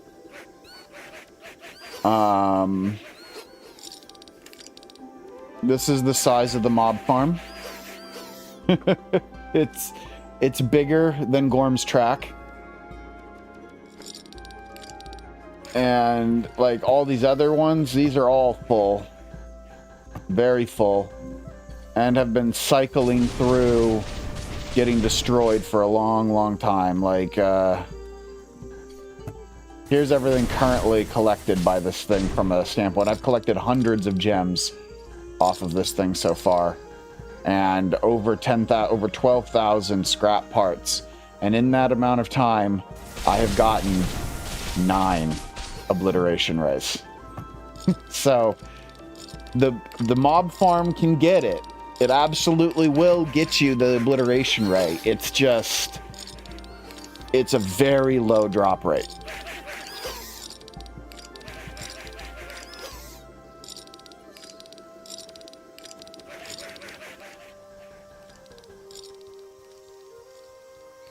Don't feel stupid, Cross. I'm learning new stuff about this game all the time, and I've been playing it for years. So, don't worry. Like, just today, I learned about a new type of stacking. Like, I didn't realize I could stack rugs on top of rugs, basically, you know? And that let me do this cool design here with this circular rug and the square beneath it. So... yes, L, you do need to be near mob farms for them to work. You have to be no closer than 6 tiles from the mob farm, because if you're 6 tiles or closer from the spawn tiles, they won't spawn anything. And if you are more than 208 tiles away, then you also will not spawn any mobs. So the best thing for mob farms is basically to... when you build them up, you just kind of park yourself in them. So, like, for example, this is another mob farm I built a long time ago. The storage sorting area is a mess right now. It's completely torn apart. I've been needing to rebuild it, but I just haven't yet. So you can see I've got all this crazy shit here. But basically, I would just stand like right here in the middle of the whole mob farm and go AFK for 6 to 8 hours and just let it run. But yeah, I've got to redo my the storage area. I've got to redo all the collection stuff for this mob farm. Same thing's true of this one. This mob farm is entirely crystal crust. There's nothing else in here but that. So I just stand right in the middle of the whole thing. And I just let the mob farm do its thing. Sometimes I admit I kind of like to stand over here. This is really where I like to stand so I can watch everyone get incinerated and blown up. I think that's a lot of fun, watching the mobs get killed. Hey, I just got a new obliteration ray. Number 10.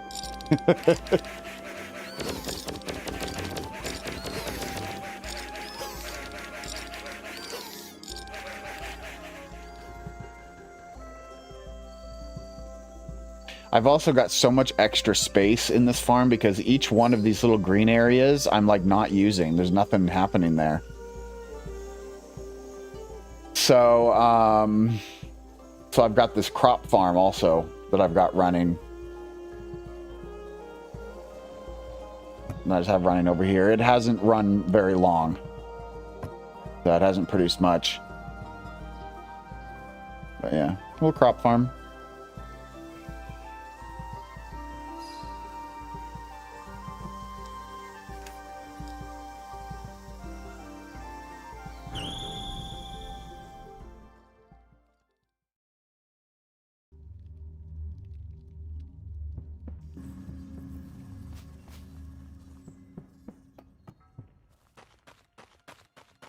So for people who are new, also the other big thing I've been working on right now is I'm building a museum. This is my museum for just decorations and things like that. So over here, I've got my figurine collection. And then over here, I'm still working on putting this whole thing together, but this is like going to be armor and weapons and stuff. All I have up so far is armor. So I've got basically every armor set and then all the extra armor pieces. But yeah, this whole area is going to be all decorated up with armor, weapons, accessories. And I'm going to build more because this is not big enough for all the armor and weapons and accessories in the game. And then this, I just put them down so I could have them, but I need to, I'm going to redo this and make this look a lot cooler and nicer. But this is my room of unobtainable objects, where I just have things that you cannot get in the game anymore, which is kind of fun. Stuff like all these floor tiles or ground tiles. And an amber larva that doesn't have a limit how often you can eat it. Or this thing called an alien fuse, which is something that they never used. Yeah, lots of fun stuff.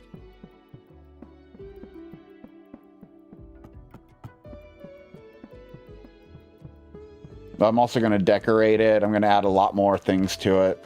It's going to be a huge museum when I'm done.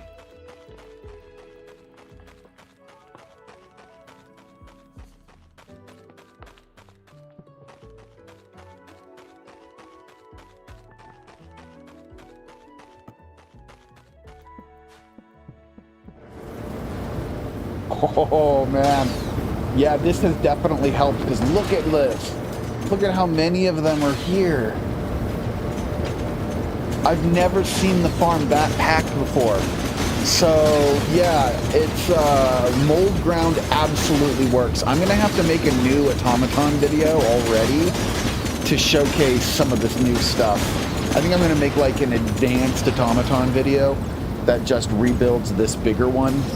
That takes up, you know, all the spawn cell space to maximize the chance, utilizes the front row of turrets, and switches everything to mold ground. I think that's probably going to be the best choice.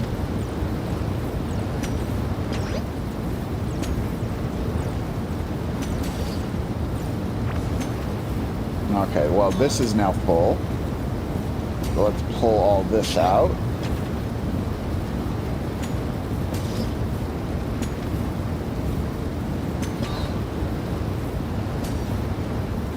And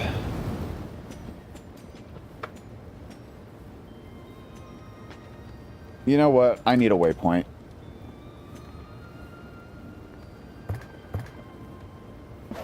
I spend so much time over here. I need a waypoint. Yes, the infected still spawn on mold ground, but not in that farm because I tilled the ground. If you till mold ground, it will no longer spawn the infected cavelings.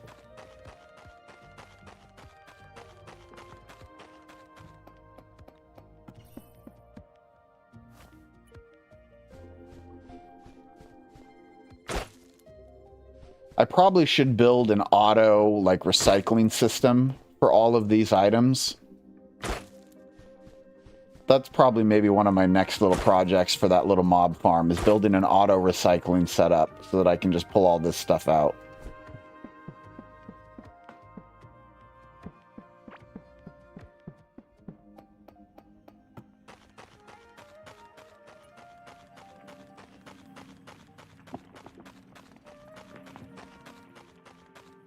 Also, if you place spawn tiles on top of the mold tiles, they'll no longer spawn. So since I have rusted, the rusted pile spawn tiles on top of the mold ground, it'll no longer spawn the mold guys because I've got a new, excuse me, God, these hiccups will not go away. I've got a new mold ground Or I've got a new spawn tile on top of the mold, and so that blocks the spawn also. How did I get the big snail guy over here? I slowly pulled him. Honestly, I got him here. Okay, so when the snail guys were first introduced, they could go all over the place. They could create their own ground, and you could pull, and they would travel between biomes. They could walk over water too. Those were crazy days. But I pulled one, and then they changed things, and I locked him down. So, hey Cross, thank you so much for the YouTube membership. I cannot quite pronounce the first part of your name. I apologize. Is it pronounced tennis? Tennis Cross? Thank you so much for the YouTube membership. I really appreciate it. No, I honestly don't remember. You can't lure them anymore. You used to be able to lure them, but I don't remember how you could lure them. But you can't really lure them anymore. So the easiest way, or really the only way to get them into the dirt biome now is to spawn one in. So if you're playing on PC, you can use the chat commands mod to spawn one in. Otherwise, you can still set up. That's one thing I want to do eventually, is I want to make a slime, not a slime, like a snail solarite farm. With drills and everything, so that they're locked in place and they just keep getting farmed. But I got to put the drills on a timer, and I'm really, really bad with circuitry timers. So I'm going to have to figure that one out. But yeah. So at this point, guys, I am going to go ahead and call it here. I've been streaming for almost 5 hours. I'm getting a little tired. I have a few other things I want to get done. So thank you guys so much for joining me today. I am planning to be back on Thursday for more streaming. We'll probably do more Core Keeper, but I've been kind of in the mood to do some other stuff too, so there might be some Hightail. I've been playing Subnautica again just for fun for myself, so who knows, maybe we'll do a little Subnautica. I don't freaking know. But hopefully you'll join me on Thursday, and if for some reason I'm not around, it's because something went crazy. But yeah, thank you guys so much for joining me today. If you're on Twitch, hang around. I'll see if there's someone that we can raid. And otherwise, I hope you all have a wonderful rest of your day. And is there anyone fun to raid right now? There is not. So, all right, no raiding today. Anyway, you guys have a wonderful day. Stay happy, stay healthy, stay crazy, everybody. See you next time.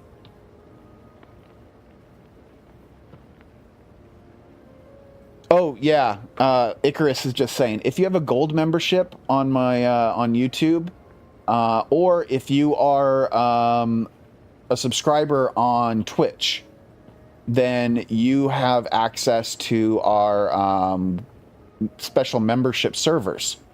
So you can join us on Hightail, you can join us on Core Keeper. I've got dedicated servers for both.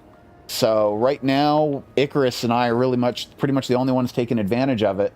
But if you are a gold tier member, or if you are a Twitch subscriber, you can take advantage of it as well. If you don't automatically get the rank when you join into Discord, hit me up with a DM and I will add it for you. So thank you guys so much, and I will see you all soon. Have a good one.